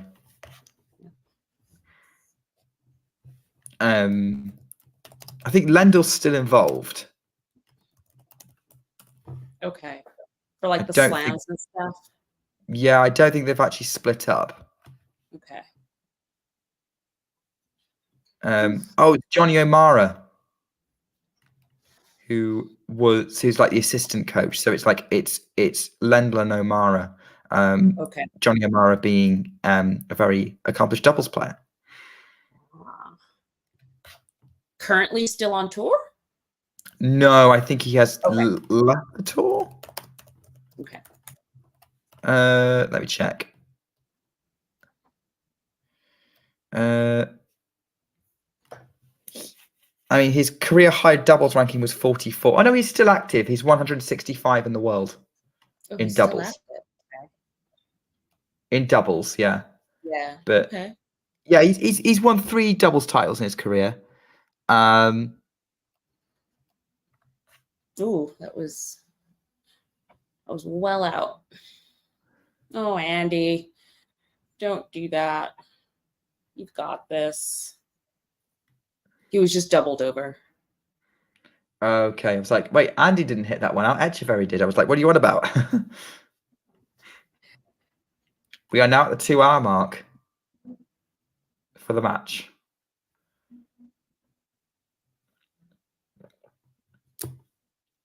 $15.30. Can Andy get himself back in this set? Etcheverry goes up the tee. Andy scrambles it. Doesn't quite make it over the net. It's in the net, and it's 30-all. Great serve from Etcheverry.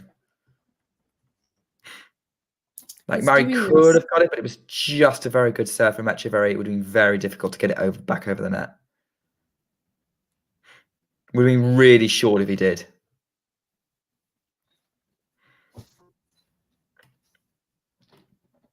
Etcheverry gets ready to go. It's wearing camo. Forehand from Murray in play. Etcheverry goes up the line with his forehand. Murray still gets to it. Etcheverry's going to run back to try and hit the overhead. Goes up towards Murray, who goes into the net. 40-30. I did think, why is he hitting it right at Murray? But Murray was just jammed up right at the back of the court and puts it in the net.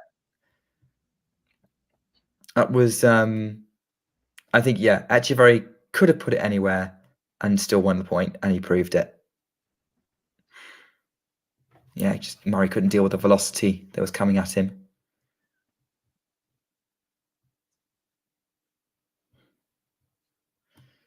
So 40-30. Etcheverry goes wide. He tried to go up the tee, but the ball was wide. That was clearly out. Tomás Etcheverry bouncing the ball, gets ready, serves mid-box, foot backhand from Murray, scooped up by Etcheverry. Murray goes to the backhand of Etcheverry on the attack. He's really trying to force this back to juice, but he's gone. Was that long? No, I think Etcheverry's netted. I think it was a very deep shot from Murray. Etcheverry struggled to get it back, and it's juice. Forced error.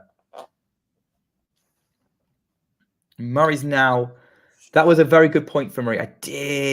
That was right on the baseline. Right on the edge of the baseline. Yeah, it looked out from the other direction. Yeah. And look like, yeah, even from that angle, looked like it might be going out. But I think it's electronic calling here, isn't it? Yeah, sorry. Let's see. Yeah, Do you have a lot of Murray fans in the chat? Yeah, we do have a lot of Murray fans. We've got Yash, we've got Shane. We had Nolan earlier. Yeah, Murray's got a legion of fans all around the world. Backhand from Etcheverry to the backhand of Murray. Forehand Etcheverry. Forehand Murray up the line. Backhand Etcheverry cross court. Murray's going to have to deal with the angle there, but moves Etcheverry around. Etcheverry has to slice, puts it in the net. Advantage Murray. Here we go. Thank you, YDD. Here we go. Yeah, that was a slice under pressure from Etcheverry. He didn't clear the net.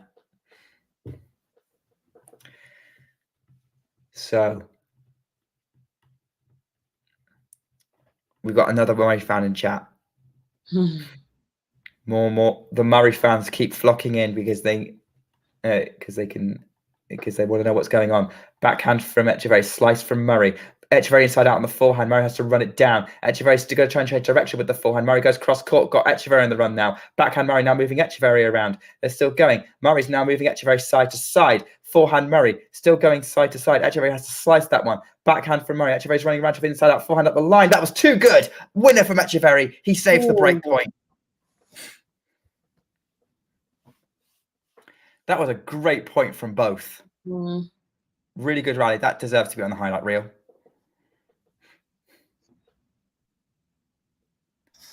Yeah, that forehand to finish. So good.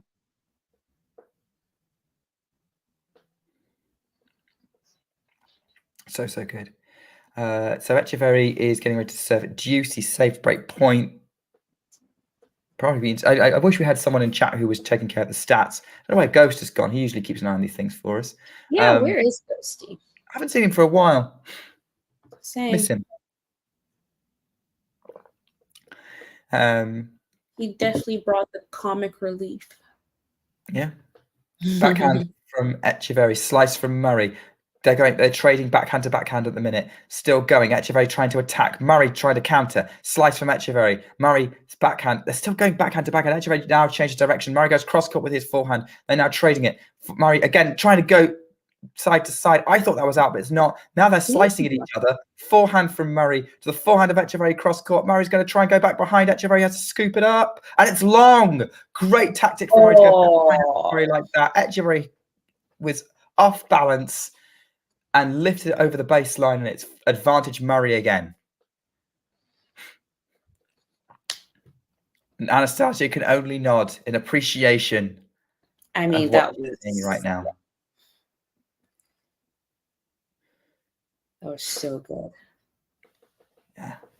Murray is trying to find the energy to get back in this match, to give himself the boost that he needs. Here we go. YDD really hoping Murray gets this. Out wide from Etcheverry. He's going to come in. Great +1 at the net. Etcheverry saves another break point. Comes in out behind the out wide serve and picks it off, and no one could have done it. Really smart plays by Etcheverry. Like he's like you said, he's gotten himself out of trouble numerous times. they're both demonstrating really smart tennis. I do feel like Andy's got a little bit more, but that he can show. But Etcheverry, you're right, has come with something special at points. Great, another +1 from mid-court in the air on the half volley from Etcheverry, and now he has the game point. I mean, Etcheverry, if he wins this set after withstanding all this pressure, like, that's a great performance. Yeah.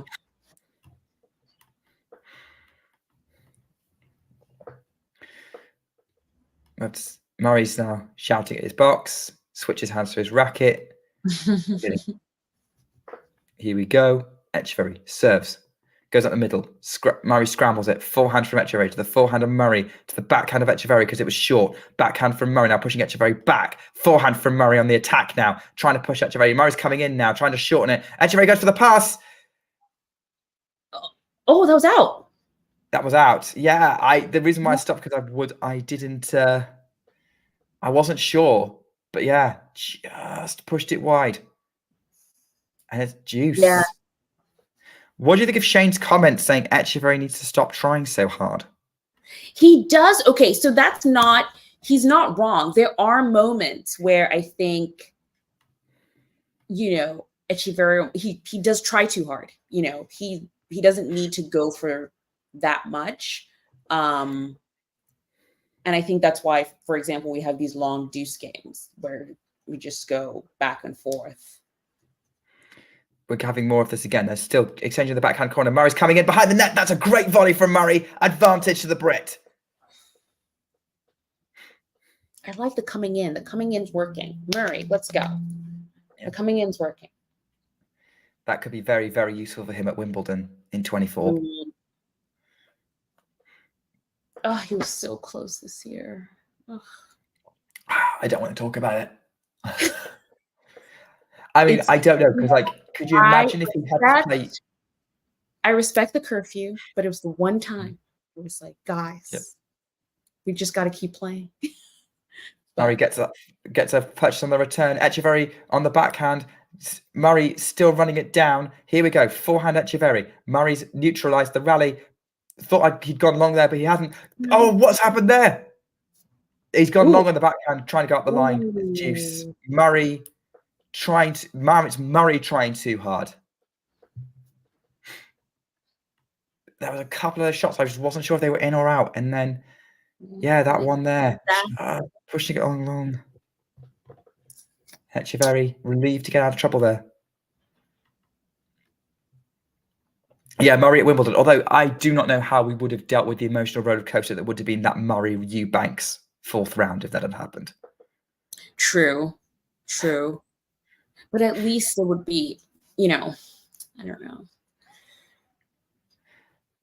Who did Great he play? overhead from Etcheverry, working the point in his favour, and he's pointing to his head. He's saying, I'm the guy. I'm still in this. And it's advantage Etcheverry. Maybe he still thinks he needs to try hard. Great serve plus overhead, though.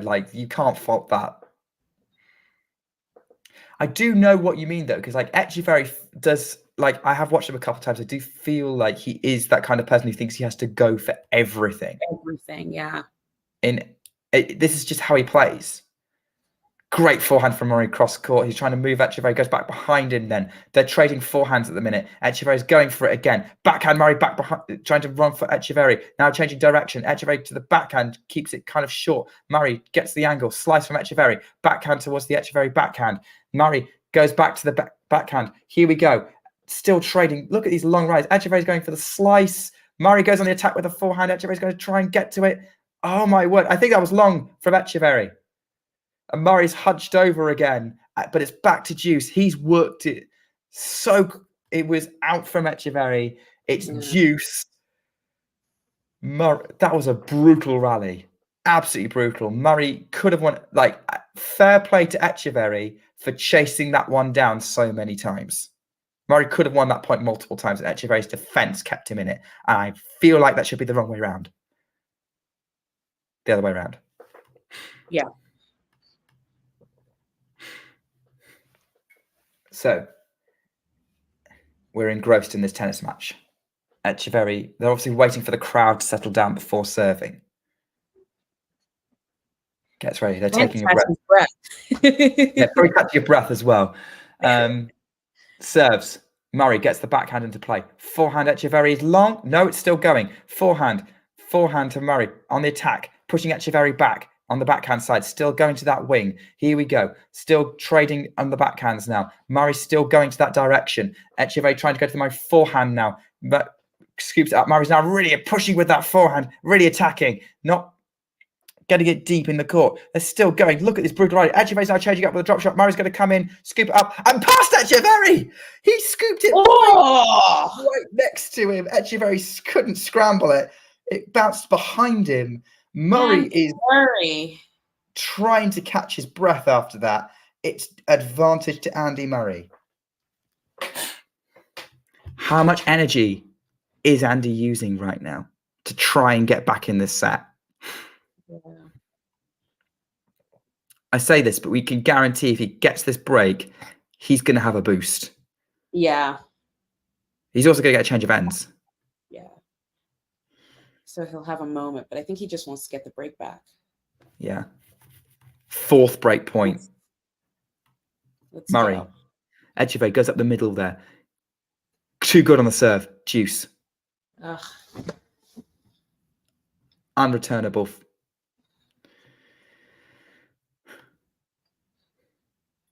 This game is still going. I don't even know how long this game has been.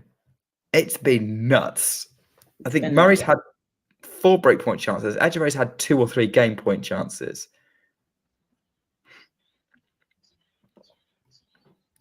This is now critical for whoever wins it. Goes up, let from Etcheverry, because that serve was clearly in.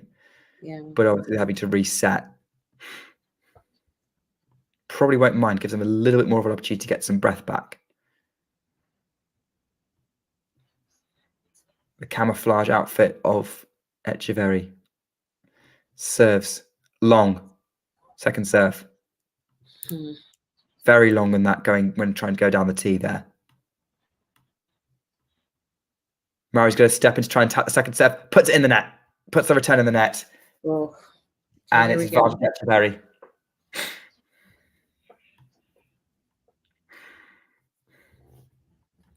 It's advantage to the Argentine. Yeah, I haven't paid attention. How long is this game? I don't know because I've been so wrapped up in it. Yeah. Let's see. They've not really flashed it up on the screen either because you think with a marathon they do. Maybe because we're having trouble with the graphics. Oh, that's off the top of the net and way out from Etcheverry. Like that didn't even reach the tram line. Second serve on game point. Murray steps in on the backhand, goes cross court. Now tries to move Etcheverry around with the forehand. Etcheverry goes to the Murray's forehand. Murray's forehand is in the net. The game is over. Etcheverry is held for 5-2 and they will change ends. What a game. What resilience from Etcheverry to deal with Murray, who was just coming at him and at him and at him. I thought Murray would break that game.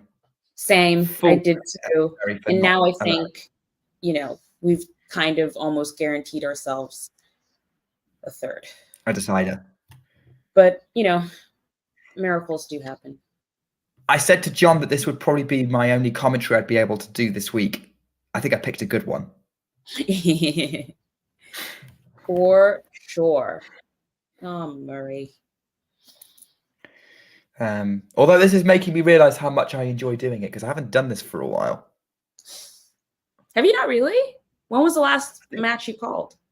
Last match I called, I think it was a Saturday morning match. It was in Shanghai. It was the her catch Corda semi. Oh wow! Okay. Okay. Murray doesn't choke. And like that, you could not watch that game and think Murray choked. There was there was like one unforced error at one point, but that isn't a choke. Yeah. That was Etcheverry just being super resilient. Yeah. I think often when we watch a match through the lens of a player we really, really like, we think it's all on them and how they're doing. But there's another person across the net that also, determines the match a bit. Yeah. But you're right. There is a tendency to just sort of, especially if your favorite is one of the tops and you're, expected like to. I'm in the eager fandom. There's a tendency to assume that if she has a bad day, she loses, and that's the only reason she loses. And the reality is that actually you have to play very, very well to stop her on a good day. Very well, you have to have a good day as well as her having a bad day.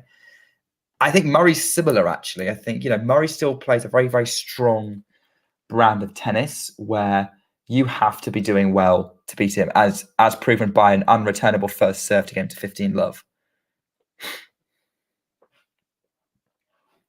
Which is good. He needed that because he doesn't want to collapse this game. He wants to keep the pressure on Etcheverry. Goes out wide with that serve. Brilliant job. Unreturnable, 30-love. 2 quick points there. Murray be speedy. I'm going to go refill my water. Okay. Anastasia's going to take a bit of a break. So you're left with me for a bit. Hope you don't mind. But I think it's reasonable. First serve from Murray.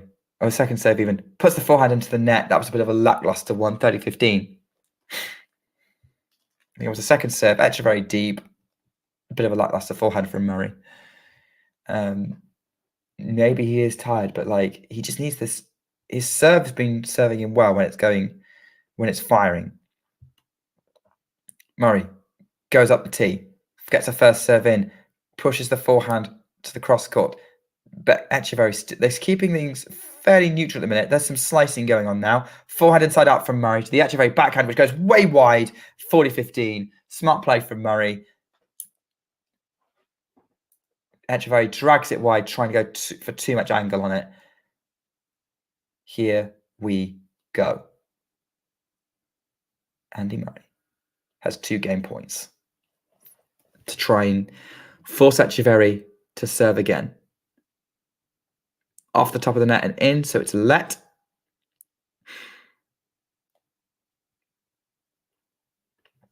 Big bounce off that net. Murray attacks the backhand of Etcheverry. Backhand up the line for Murray is a winner. And it's game. And Tomás Etcheverry is going to have to serve for this set now. That was the best service game Murray's had for a while. That was the most controlled set. I think that was the most dominant service game we've had all set. What's Etcheverry going to give us? This is all on Etcheverry now. He's got 20 seconds to serve at the start of this game. And he's not going to like the fact that after being under so much pressure in that previous game, it's straight back on him. But he's going to have a lot of confidence for the fact he held from that game. Goes out wide with the serve. Murray's going to get that in. Now they're rallying. Murray's going on the attack with the backhand. Comes in, but Etcheverry passes him. 15-love. Can see what Murray was trying to do. Come in behind it, but left a gap open for Etcheverry to pass him. 15-love.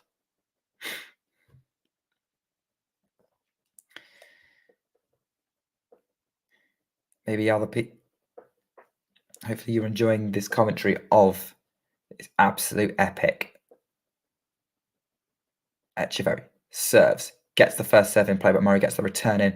Etcheverry goes on the attack with the forehand inside out, clips the line, 30-love. And now it's Etcheverry's turn to have a bit more of a comfortable service game, maybe. Although he's having to work for it a little bit, he's had to come up with a couple of winners in a rally to get the job done. Etcheverry serves out wide. Murray couldn't get much purchase on the attempt of the return. The serve was too good, and it's 40-love Etcheverry. He has 3 set points. And he's now serving to keep this going. Puts the first serve into the net. We are a second serve point away from a deciding set here in Basel. Forehand from Murray on the return is too good. That is too good for and Etcheverry can't pick it up. It was really close to the baseline. Etcheverry couldn't pick it up, and Murray saves the first set point on the return.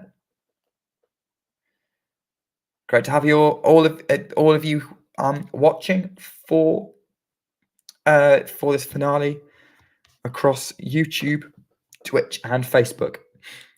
That first serve from Etcheverry is way too good. He's got the game. He's got the set. It is 1-set all. Yep. Enough of a breather, Anastasia? Going 3. We're going to need plenty of water. The players are probably going to need more water. We'll tell you what, whilst the players have a break, we'll have a short break and we'll play the promo you would have seen earlier, unless you weren't here earlier. But here's a little bit more about what we do at Talking Tennis. Thanks for tuning into this watch along. While there's a break in play, here's a reminder to hit the like button, subscribe, and click that notification bell. Your support helps to keep the channel going. While we're here, you can now become a member to enjoy perks, including badges for the live chat, but also bonus material, such as interviews with top players from both ATP and WTA tours. The membership link is pinned in the live chat. You can also follow us on Twitter, Facebook, and Instagram. So whether it be serves or volleys, forehands or backhands, serve bots or drop shots, we've got you covered, whether that be via our website, talking-tennis.com, where you can read features and interviews from our top writers. Or if you prefer us in audio form, you can subscribe to our podcast on Apple, Amazon, or Spotify, or wherever you get your podcasts from. Remember, we offer you wall-to-wall coverage via our regular watch-alongs, magazine shows such as Nick's WTA Weekly or Damien and Mario's ATP version. Plus, we deliver top content from people on the ground, actually at the tournaments, so you get even nearer to the action. So, what are you waiting for? Hit that subscribe button so you don't miss out on all things tennis.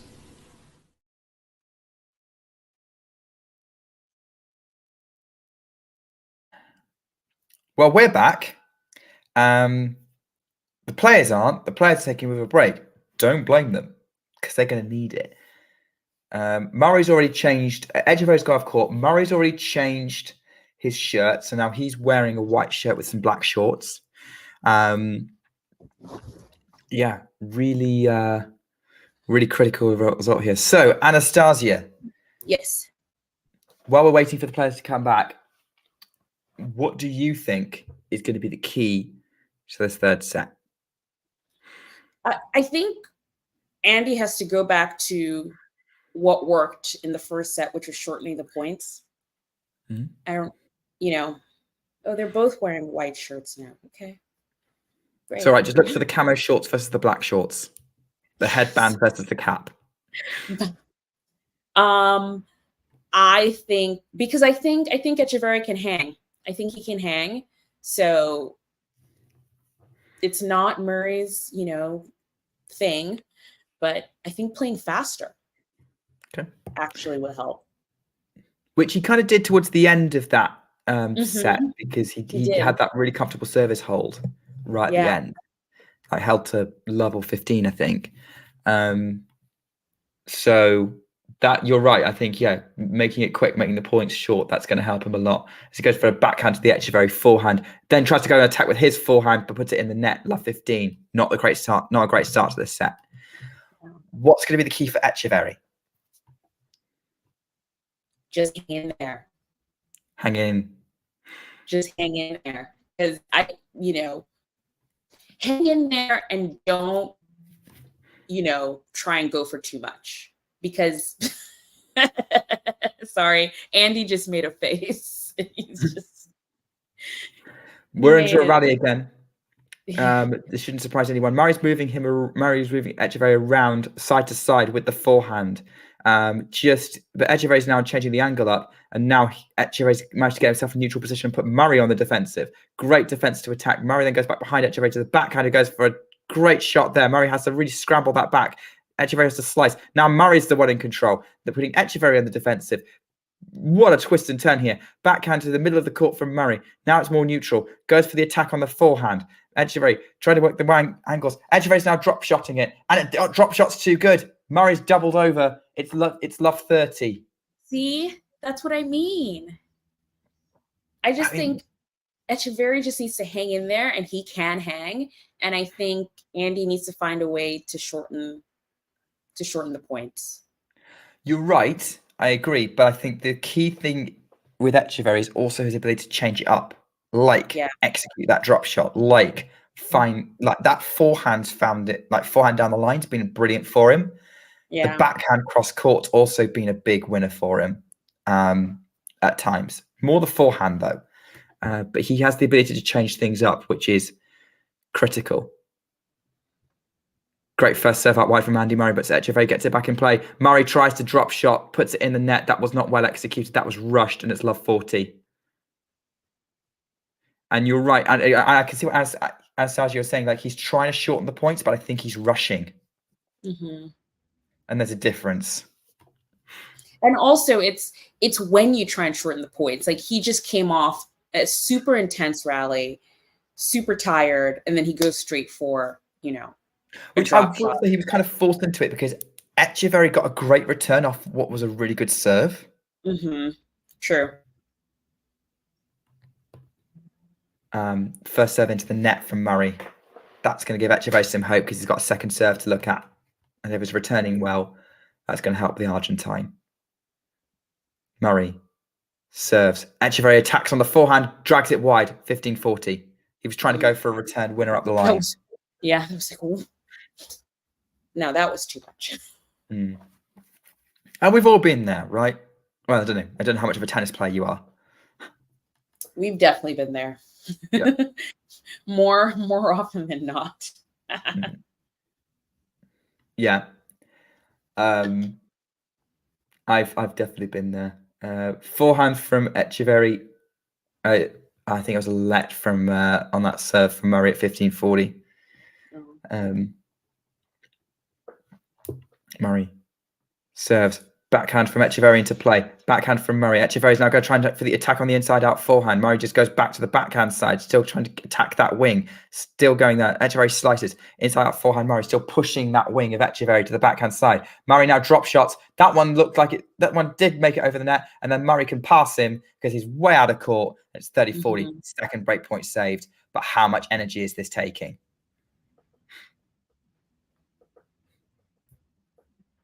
Yeah. I mean, why is it, do you think, actually, I'll probably ask this after this point, actually, but as we get sort of, just so we get over this tense bit, we know whether we're at juice or whether we've got a break. Murray Etcheverry. Murray's serving, trying to save one more break point in this game, trying not to go an early breakdown in this set. He's been a breakdown in every set so far. Backhand to the forehand of Etcheverry, to the forehand of Murray up the line. Etcheverry's backhand's cross court. Murray's still pressuring that wing. Here we go. Murray's still going to that side, has to cover the top of the net. Etcheverry slices. Murray counter slices. Etcheverry now goes again, still to the backhand. And then Murray still changes direction with the forehand. Now Etcheverry scrambles that back in, still hanging with Murray. Murray attacks with that forehand. That's long from Etcheverry, still scrambling in its juice. I think I know the answer based on that point, but why do you think it is that Murray's now switching back to pummeling that Etcheverry backhand? What's he gaining from that? Because for me, it's still a risky play because Etcheverry can still unleash with it if it's not quite good enough. I mean, I was during that exact point, I was like, why is he doing this? Because it's not really working. But the sort of switch up to the forehand, was kind of smart because he had to scramble. But yeah, it's like he's pushing and pushing. He sees an opportunity that's big enough to opens up the forehand. Mm-hmm. That's fair enough. Yeah. Hey, look, That's what he was doing in the opening game, and then Etcheverry switched at the match, and then Etcheverry switched it up and broke it. That's a fault from Murray. I think it was a double fault there. It's advantage Really? Etcheverry. It's a double fault. Another break point, and after all that effort saving those 3 break points, Murray's got to do it all again. It's his 4th of the match. He's given a game's worth away of double faults. That's like dangerous territory for any player. Gets ready again. He's been here before. He's already saved 3 break points. Can he save a 4th? Here he goes, up the tee. Misses. He's missed it. And so it's a second serve. What's Andy Murray going to bring to the table here? Serves. Mid-court. Etcheverry attacks. Murray has to scramble it. Now Etcheverry's going to come into the net, try and finish. Murray tries to go for the passing shot. There wasn't enough on it. It's in the net, and Etcheverry has broken already. And all 3 sets played, Murray's been down a break in all 3 of them.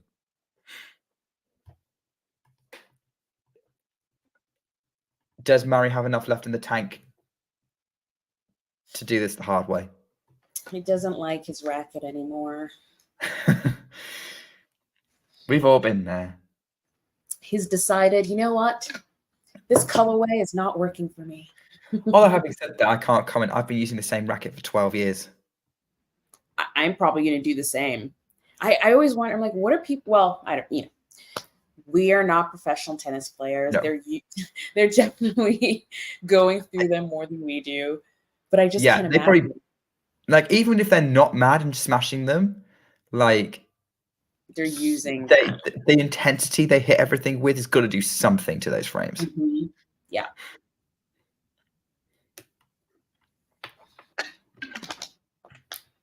But yeah, I'm probably one of the few people left in the world who still uses a Prince racket.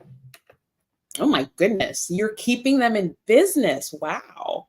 Wait, there is a pro who's still using a Prince racket. Who's still using a Prince racket? I feel like I was just reading about this.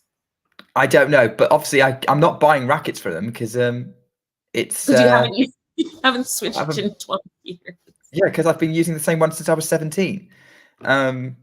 So, yeah. Etcheverry gets a lucky net cord, first lucky net cord of the game to get that opening point, 15 love of the match even. First lucky net cord of the match.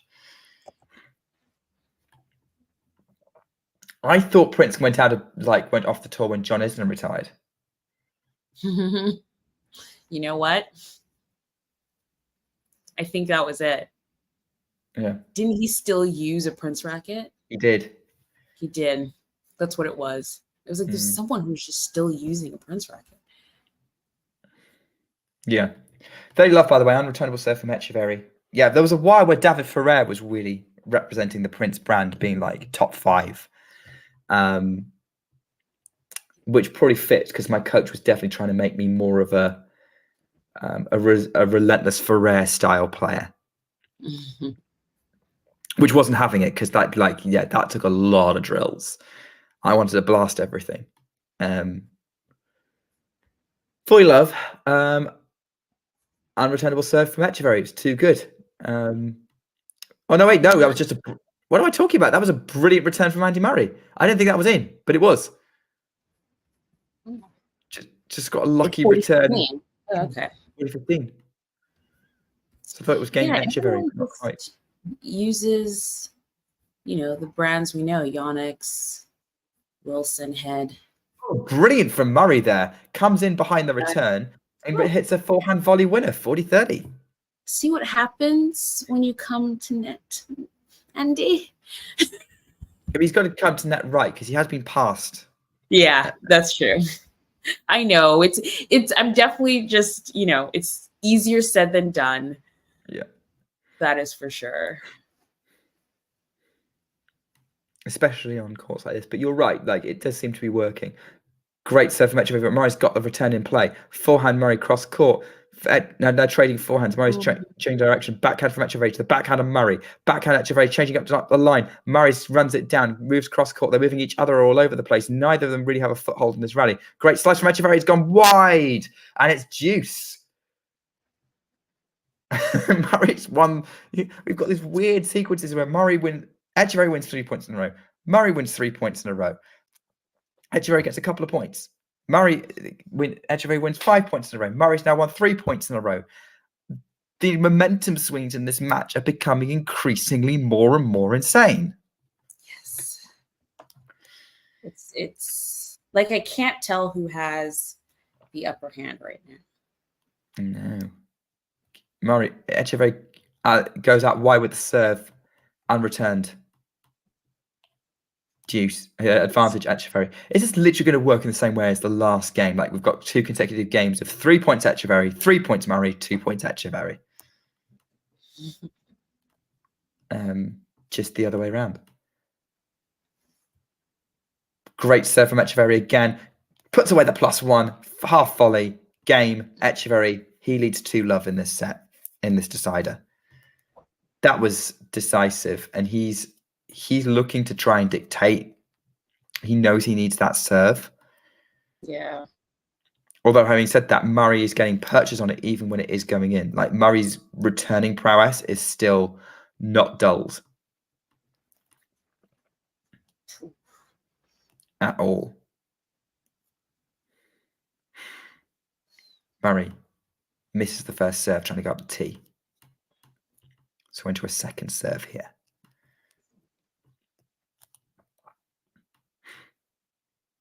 Great serve from Murray to the backhand Etcheverry. Backhand cross court. Murray winner? Question mark? Ooh. Yeah.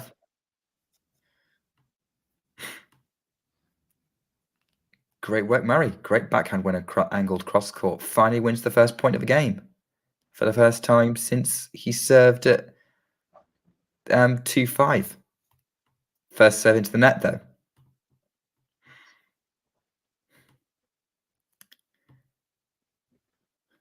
Is this match going to hit 3 hours?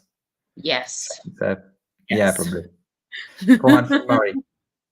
Great from Murray. Forcing the arrow from Etcheverry. Goes long over the baseline. 30-love. I think that's what I said when I first came on stream. I was like, 3 hours. 3 hours. Which I was hoping it wasn't going to be, but here we are. You don't have anything else to do today, do you? Mm-mm.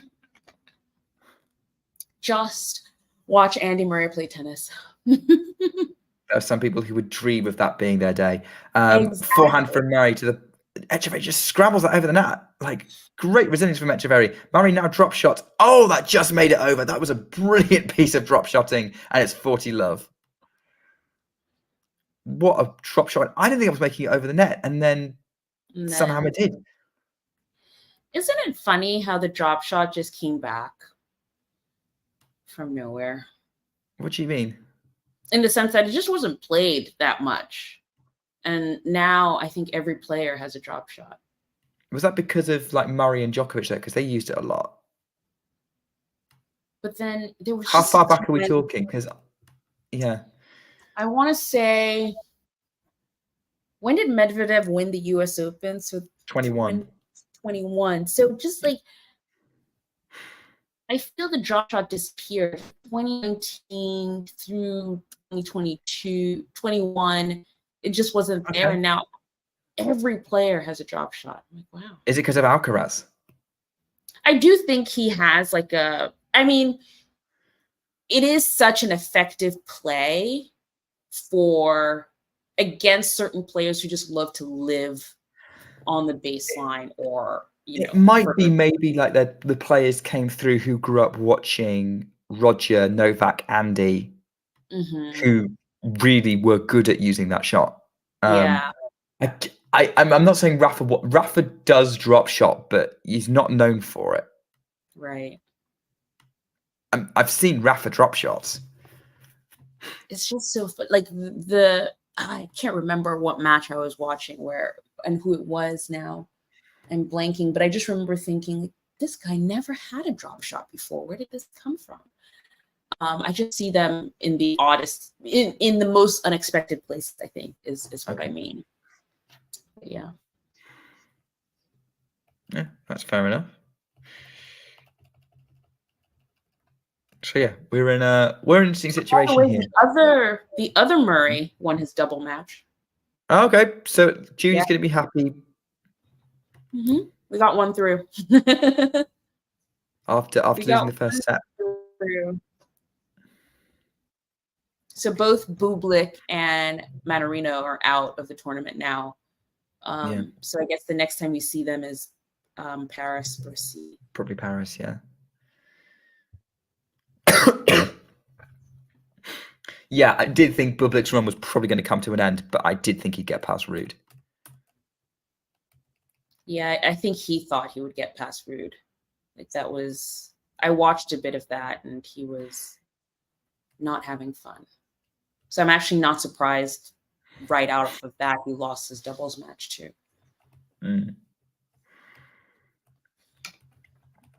We're in an interesting point, because actually so many of the big contenders are still in Basel and Vienna, I think, in terms of the race, in terms of like packing it out. Like, I think 16 out of the 18 top 20 race people who are here, who are playing, are still in it. Yeah. Which is the opposite of the last two tournaments, Stockholm and Antwerp, where they all went out early. Huge rally here going on. Big hitting from both. Etcheverry unleashes with an inside-out forehand and gets the winner, 15-love. They were taking some big swings that rally, these two.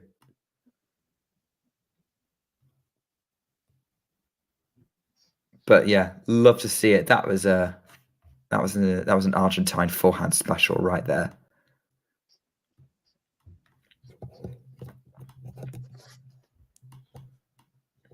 I was just Can't looking not great at tennis. Go on. Can't not great tennis, whoever's playing it. Yeah. Etcheverry's gone over the baseline, 15-all. What were you going to say, Anastasia? No, I was just saying, I was just looking at Carlos Alcaraz's post about feeling better and coming back. And there are photos of him still training at the Juan Carlos Ferrero Academy. Okay. And it's just, for me, it's one of the most down-to-earth, sweetest thing that he still trains there, because it is such a, there are players who, if they got to his level, they would have like a private training facility and like glass walls, and he's just still training in this small gym with wood paneling and like popcorn ceilings. Like, it's very But I suppose as a player, familiarity helps. Brilliant from Murray, chasing down that drop shot and hitting the winner. Yeah, that was nice. That was a nice cross court. Yeah, I think for a lot of Alcaraz, it's very much so still having that routine, still having a sense of comfort. And I think Ferrero does keep him grounded. I think there is a level of but also like but also there's an element of like he can give back to Ferrero a little bit by like promoting his academy by being there. True. That is true. Great attack from Etcheverry coming in.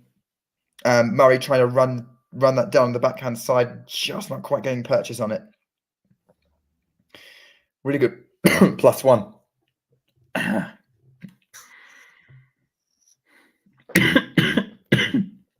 You good?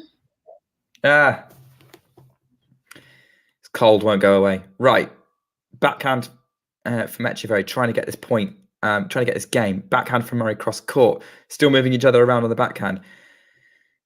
Etcheverry gets in. Backhand Murray comes in off the top of the net. Etcheverry's going to chase it down wide. Etcheverry throws his hands up in dismay. It's deuce.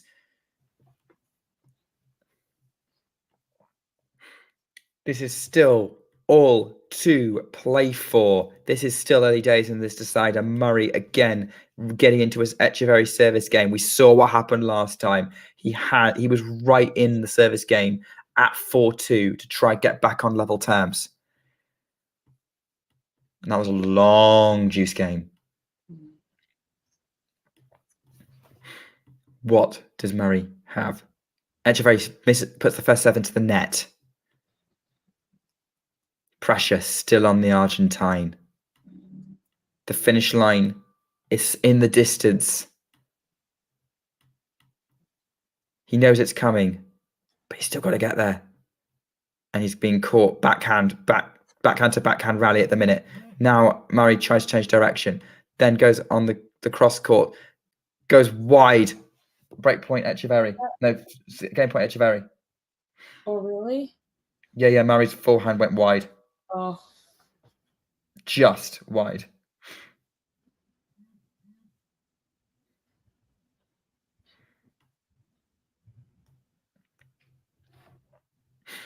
So he's going to be stepping up. My notifications going mad for some reason. I don't know why. John keeps tagging me in things. Oh, tagging you. Yeah. Backhand from Etcheverry, cross court to the backhand, sliced by Murray up the line. Forehand Etcheverry, cross court. Murray and Etcheverry still moving around. Murray having to go cross court to cross court. Etcheverry moving around, trying to hit a forehand, trying to avoid being put in backhand jail. Forehand again from Etcheverry to the Murray. Forehand into the net. Game Etcheverry. Murray throws the racket. He knew he was in that game. It's 3-1. Etcheverry is having to fight to hold serve, but he's doing it. Oof.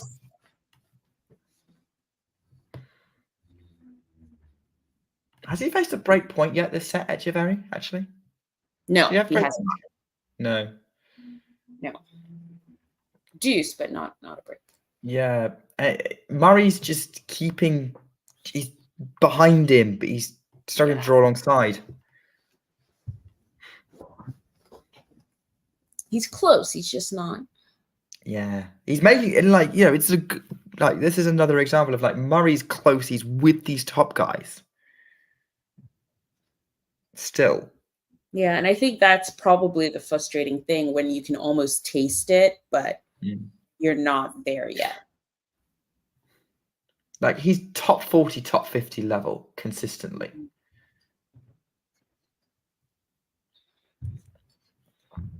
Forehand from Etcheverry to the backhand of Murray. Cross court. Etcheverry's going for the drop shot. Doesn't reach the net. John has finished at the football. He was watching the Leicester game, I think. Or maybe he's come back. He's finished the football. But then... John, what do you mean you didn't expect us to still be going? I predicted Etcheverry in straight sets. Clearly thought it was comfortable sets. So... Yes. Even if it was straight sets, I still thought, an hour a set, maybe. Which we're getting up for. Yeah. Forehand Murray on the attack. Etcheverry scrambles it. It lands long and it's 30 love. Go on, Anastasia, sorry. No. It's just, it would at least be 2 hours, 15 minutes. And football is just 90 minutes. It's so clean. It's so good. Football's the best. Oh, I don't think I've met a passionate American football fan before.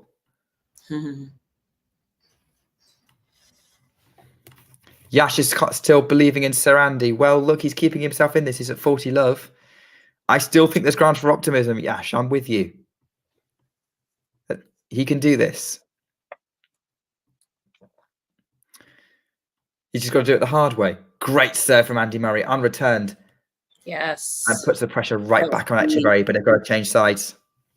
Yeah.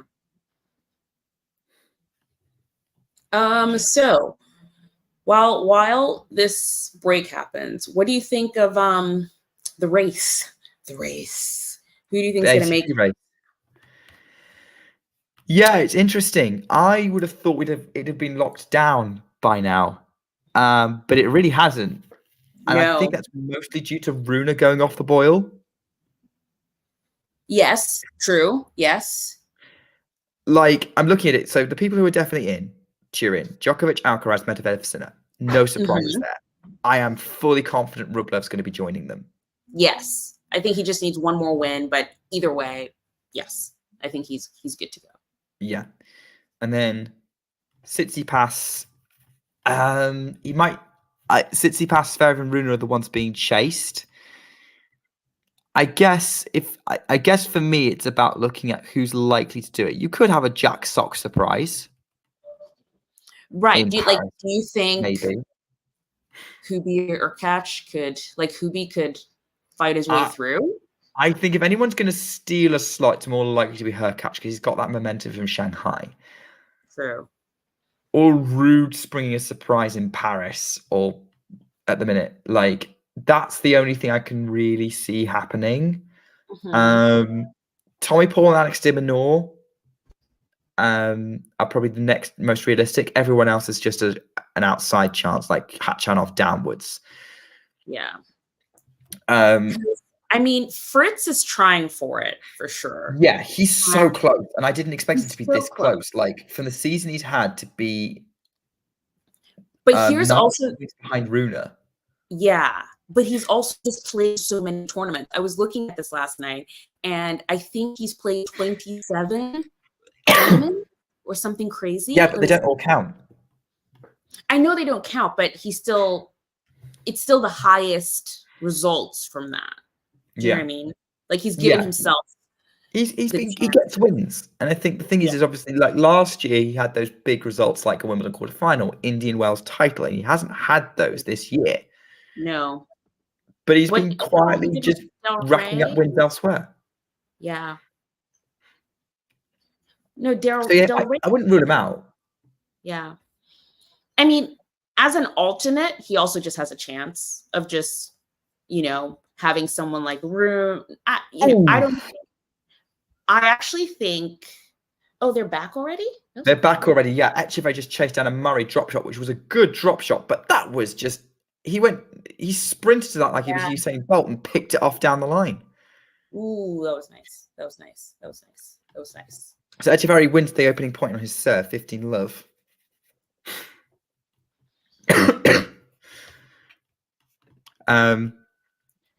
Hot tea and honey.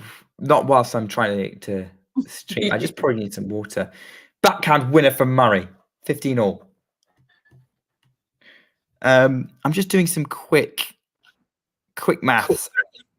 I think Etcheverry has a mathematical chance of qualifying. He has to win Basel and Paris to do it. And it's kind of the same thing with Shelton, where he would have had to win, Vienna and Paris to make it. I think. Yeah, he might. Final in Paris might do, but he needs a crazy 2 weeks to do it.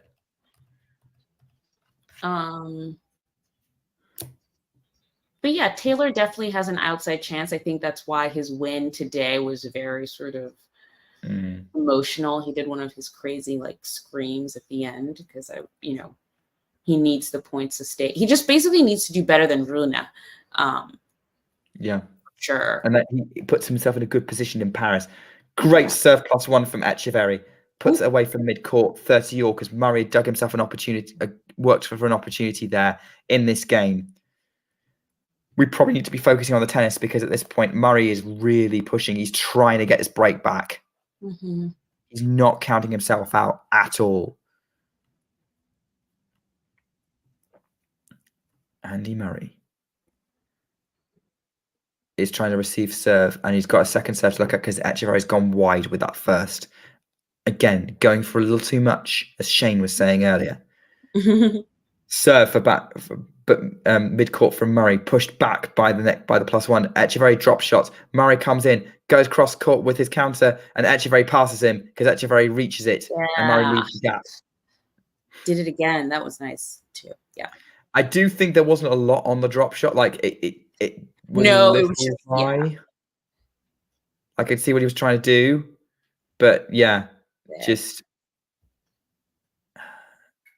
it needs to be okay. I'm watching the replay. It actually wasn't a bad drop shot.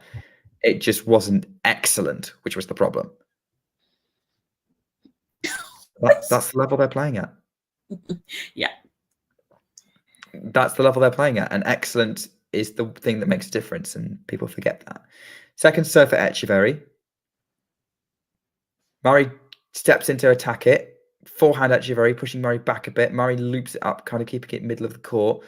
Etcheverry's running around to hit the inside out. Forehand, Murray's still trying to put him in backhand jail. Now tries to attack you with his forehand, throws his racket because he's put that ball in the net. Etcheverry holds for 4-2. Murray knows he's missed an opportunity there. Yeah. And it's just these. Murray's getting these opportunities. He's getting these slight windows. He just doesn't have enough to kind of push in. He did in the first set. Etcheverry's just hanging in there and making it difficult. And don't get me wrong, Etcheverry's played incredibly well to keep himself in this. First serve ace from Murray. 15-love. What does Andy Murray have to do to get himself back in this? He's pushing as hard as he can. Second, he's giving Etcheverry a second serve because that first serve found the net. Second serve. Etcheverry goes for the forehand to the Murray backhand. Backhand from Etcheverry mid-court. Murray inside out trying to keep Etcheverry to the backhand side, but hits that to the forehand, which Etcheverry gets some good purchase on. And Murray goes wide with his backhand. Ends up being a very good inside out forehand. There wasn't enough angle. Etcheverry got the forehand into play, and it's 15-all.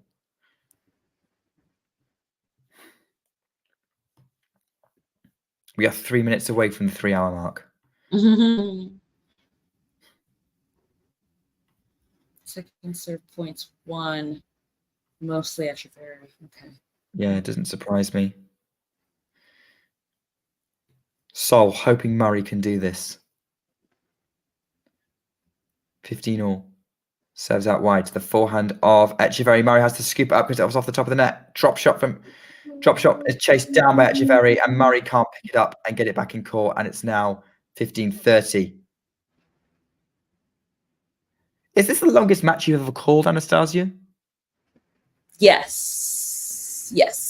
When was the last time you called a match? It was a while ago. It was. I can't remember now if it was either Mario or Tom.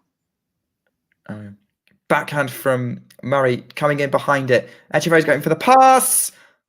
Winner. Drops it. No way. That did not hit the line. That was on the line. Well inside the line. Oh, wow. That Okay. was played to perfection by Etcheverry. Perfect back then. Oh, my goodness.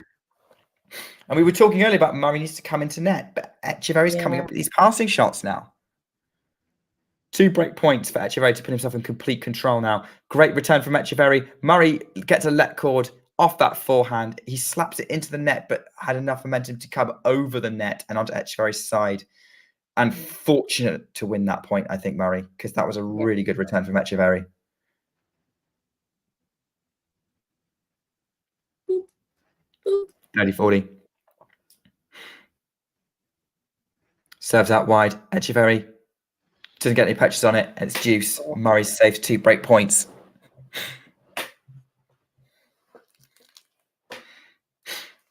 I do remember the last one I did was pretty quick, if I remember correctly. But now I can't remember if it was all the way back before the French Open. Yeah, because I don't know if I've watched a match that you've called before. Yeah. It had to be that far back. Yeah. There you go. I'm trying to think. I can't remember what the I think I might have done an epic 5er at one point, but I can't remember. Ooh. Backhand from Etcheverry to the backhand of Murray. That return was too good from Etcheverry. It was way too deep, and Murray's put the backhand into the net. There's another breakpoint chance for Etcheverry. If this does end up being 6-7, 6-3, 6-2, Etcheverry worked far harder for that win than the score would suggest. Mm-hmm. if that's the score, Murray could still save this break point controlled. Sorry, what? No, I'm agreeing and that's kind of how the scores can be so deceptive, because that just doesn't tell the story of the match. Oh, it's a double. No, it's not a double fault. Murray had a let on the first serve. John's saying you called a match in Canada or Cincinnati. Maybe Iga Coco. Backhand from Etcheverry to the forehand of Murray. They're into a rally right now. Critical rally here. Forehand Murray, cross court. Really great angle. Etcheverry can't pick it up. And it's deuce. Saved. Maybe. I definitely remember you calling it a hard court match. I don't know if it was that one, but you definitely called it a hard court match. Yeah, maybe. John thinks it's Iga von Drusheva. Yes. Yes. That was definitely a quick one.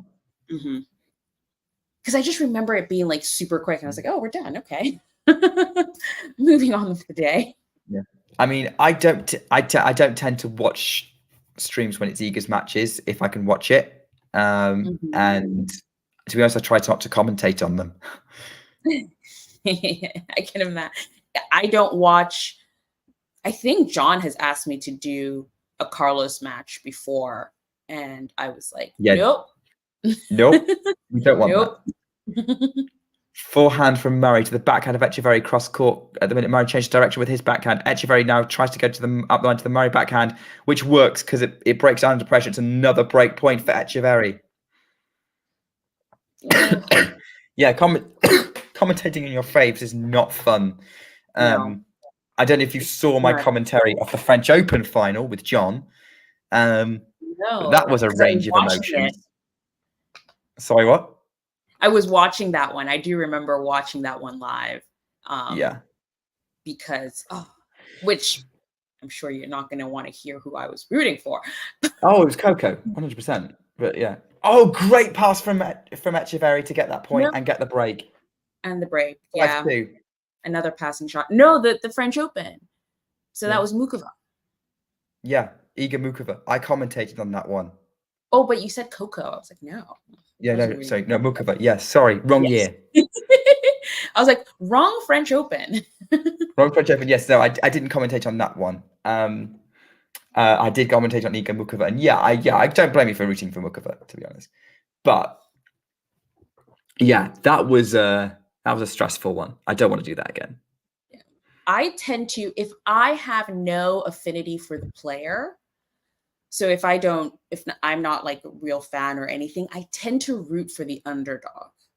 Yeah, same. Matches. Like that's just, I find it more fun because you're sort of rooting for someone. It's the cooler story. It's the journeyman story. Which is always weird. I remember I watched the Ons and Qin Wen-jen. Oh yeah. What was that, 4th round match at US Open? And I think I was the only person in the whole audience rooting for Qin Wen. It was so awkward. But I was like, well, this is just what I'm going to do. Yep. And then she won, which was great. I think obviously Ons is very popular across the board, so it doesn't, and obviously the Americans will recognize her from being in the final in 22. John, I'm putting on quite a show in 22. Huh? Put on quite a show in 22 as well. Yes, yes, she did. Yeah, her U.S. Open run was so unexpected in 22. I did not. That came out of nowhere, but it was fun. But I didn't expect that after Wimbledon for her all of a sudden to be in another Grand Slam final. Like that was impressive. Right. Tomás Etcheverry is coming out to serve for the match at 5-2 in this decider. Played a fantastic game, which I know we talked over a little bit, but played a fantastic game to break just then.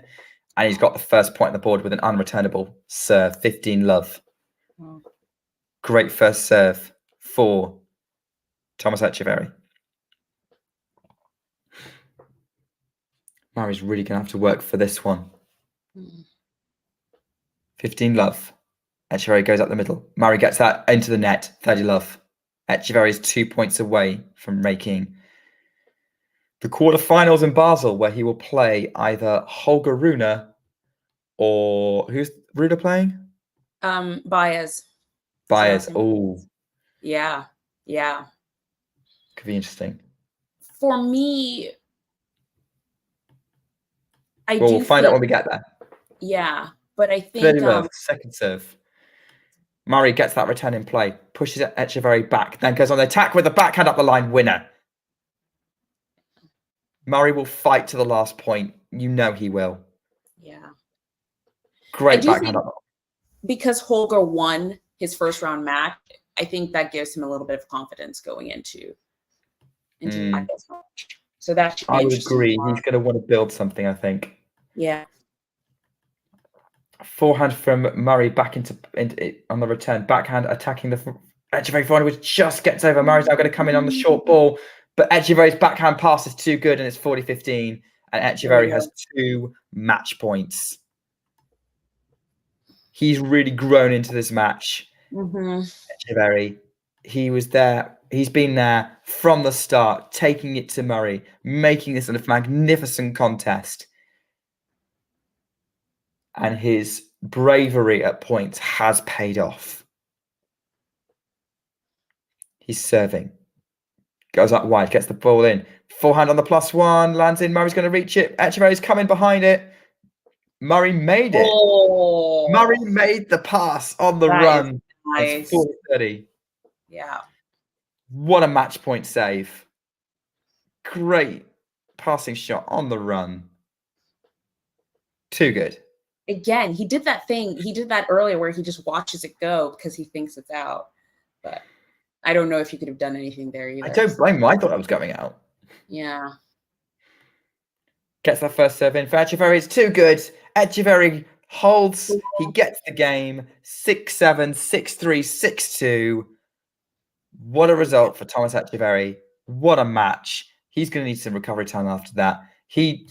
I don't know. And after that, I'm not entirely sure who'll be fresher for their match.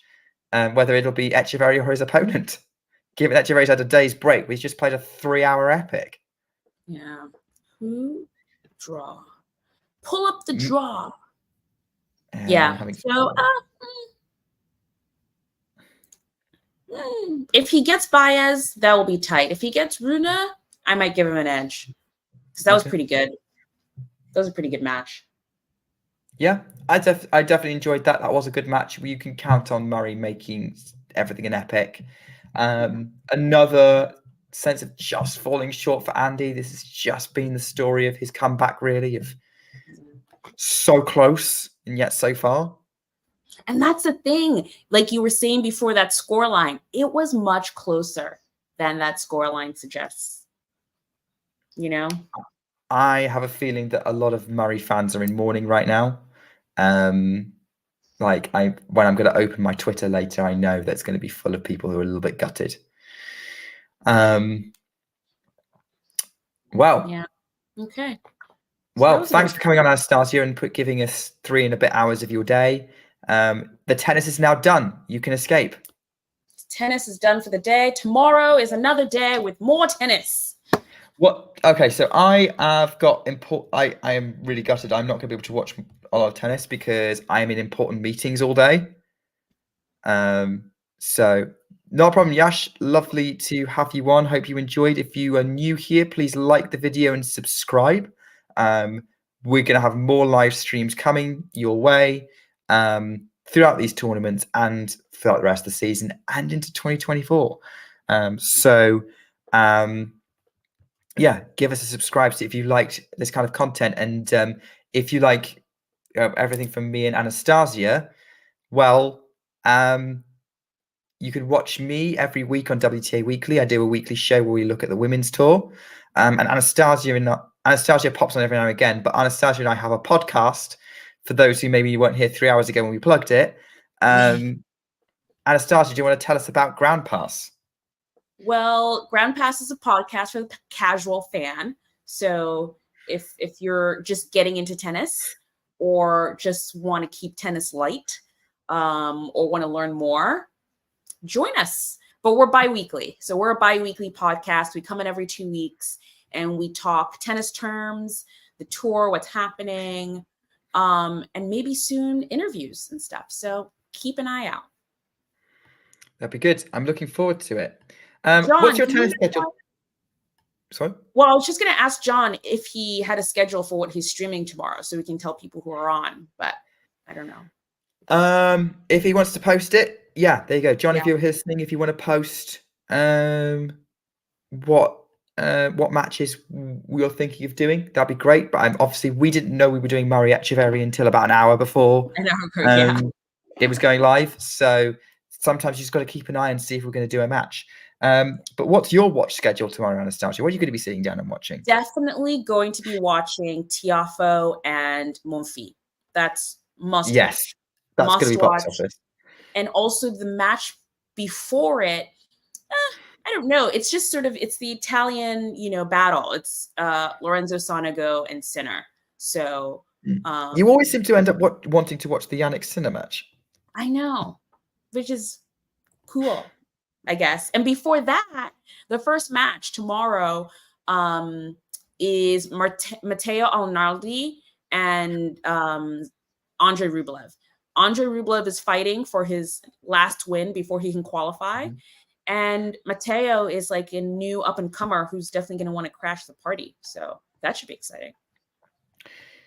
Yeah, I think there's some decent watches in here for sure. Yeah. I think, seeing if Rublev can do it, it would be fine. You're definitely waking up early for that because it's 10:45 my time, which is London time.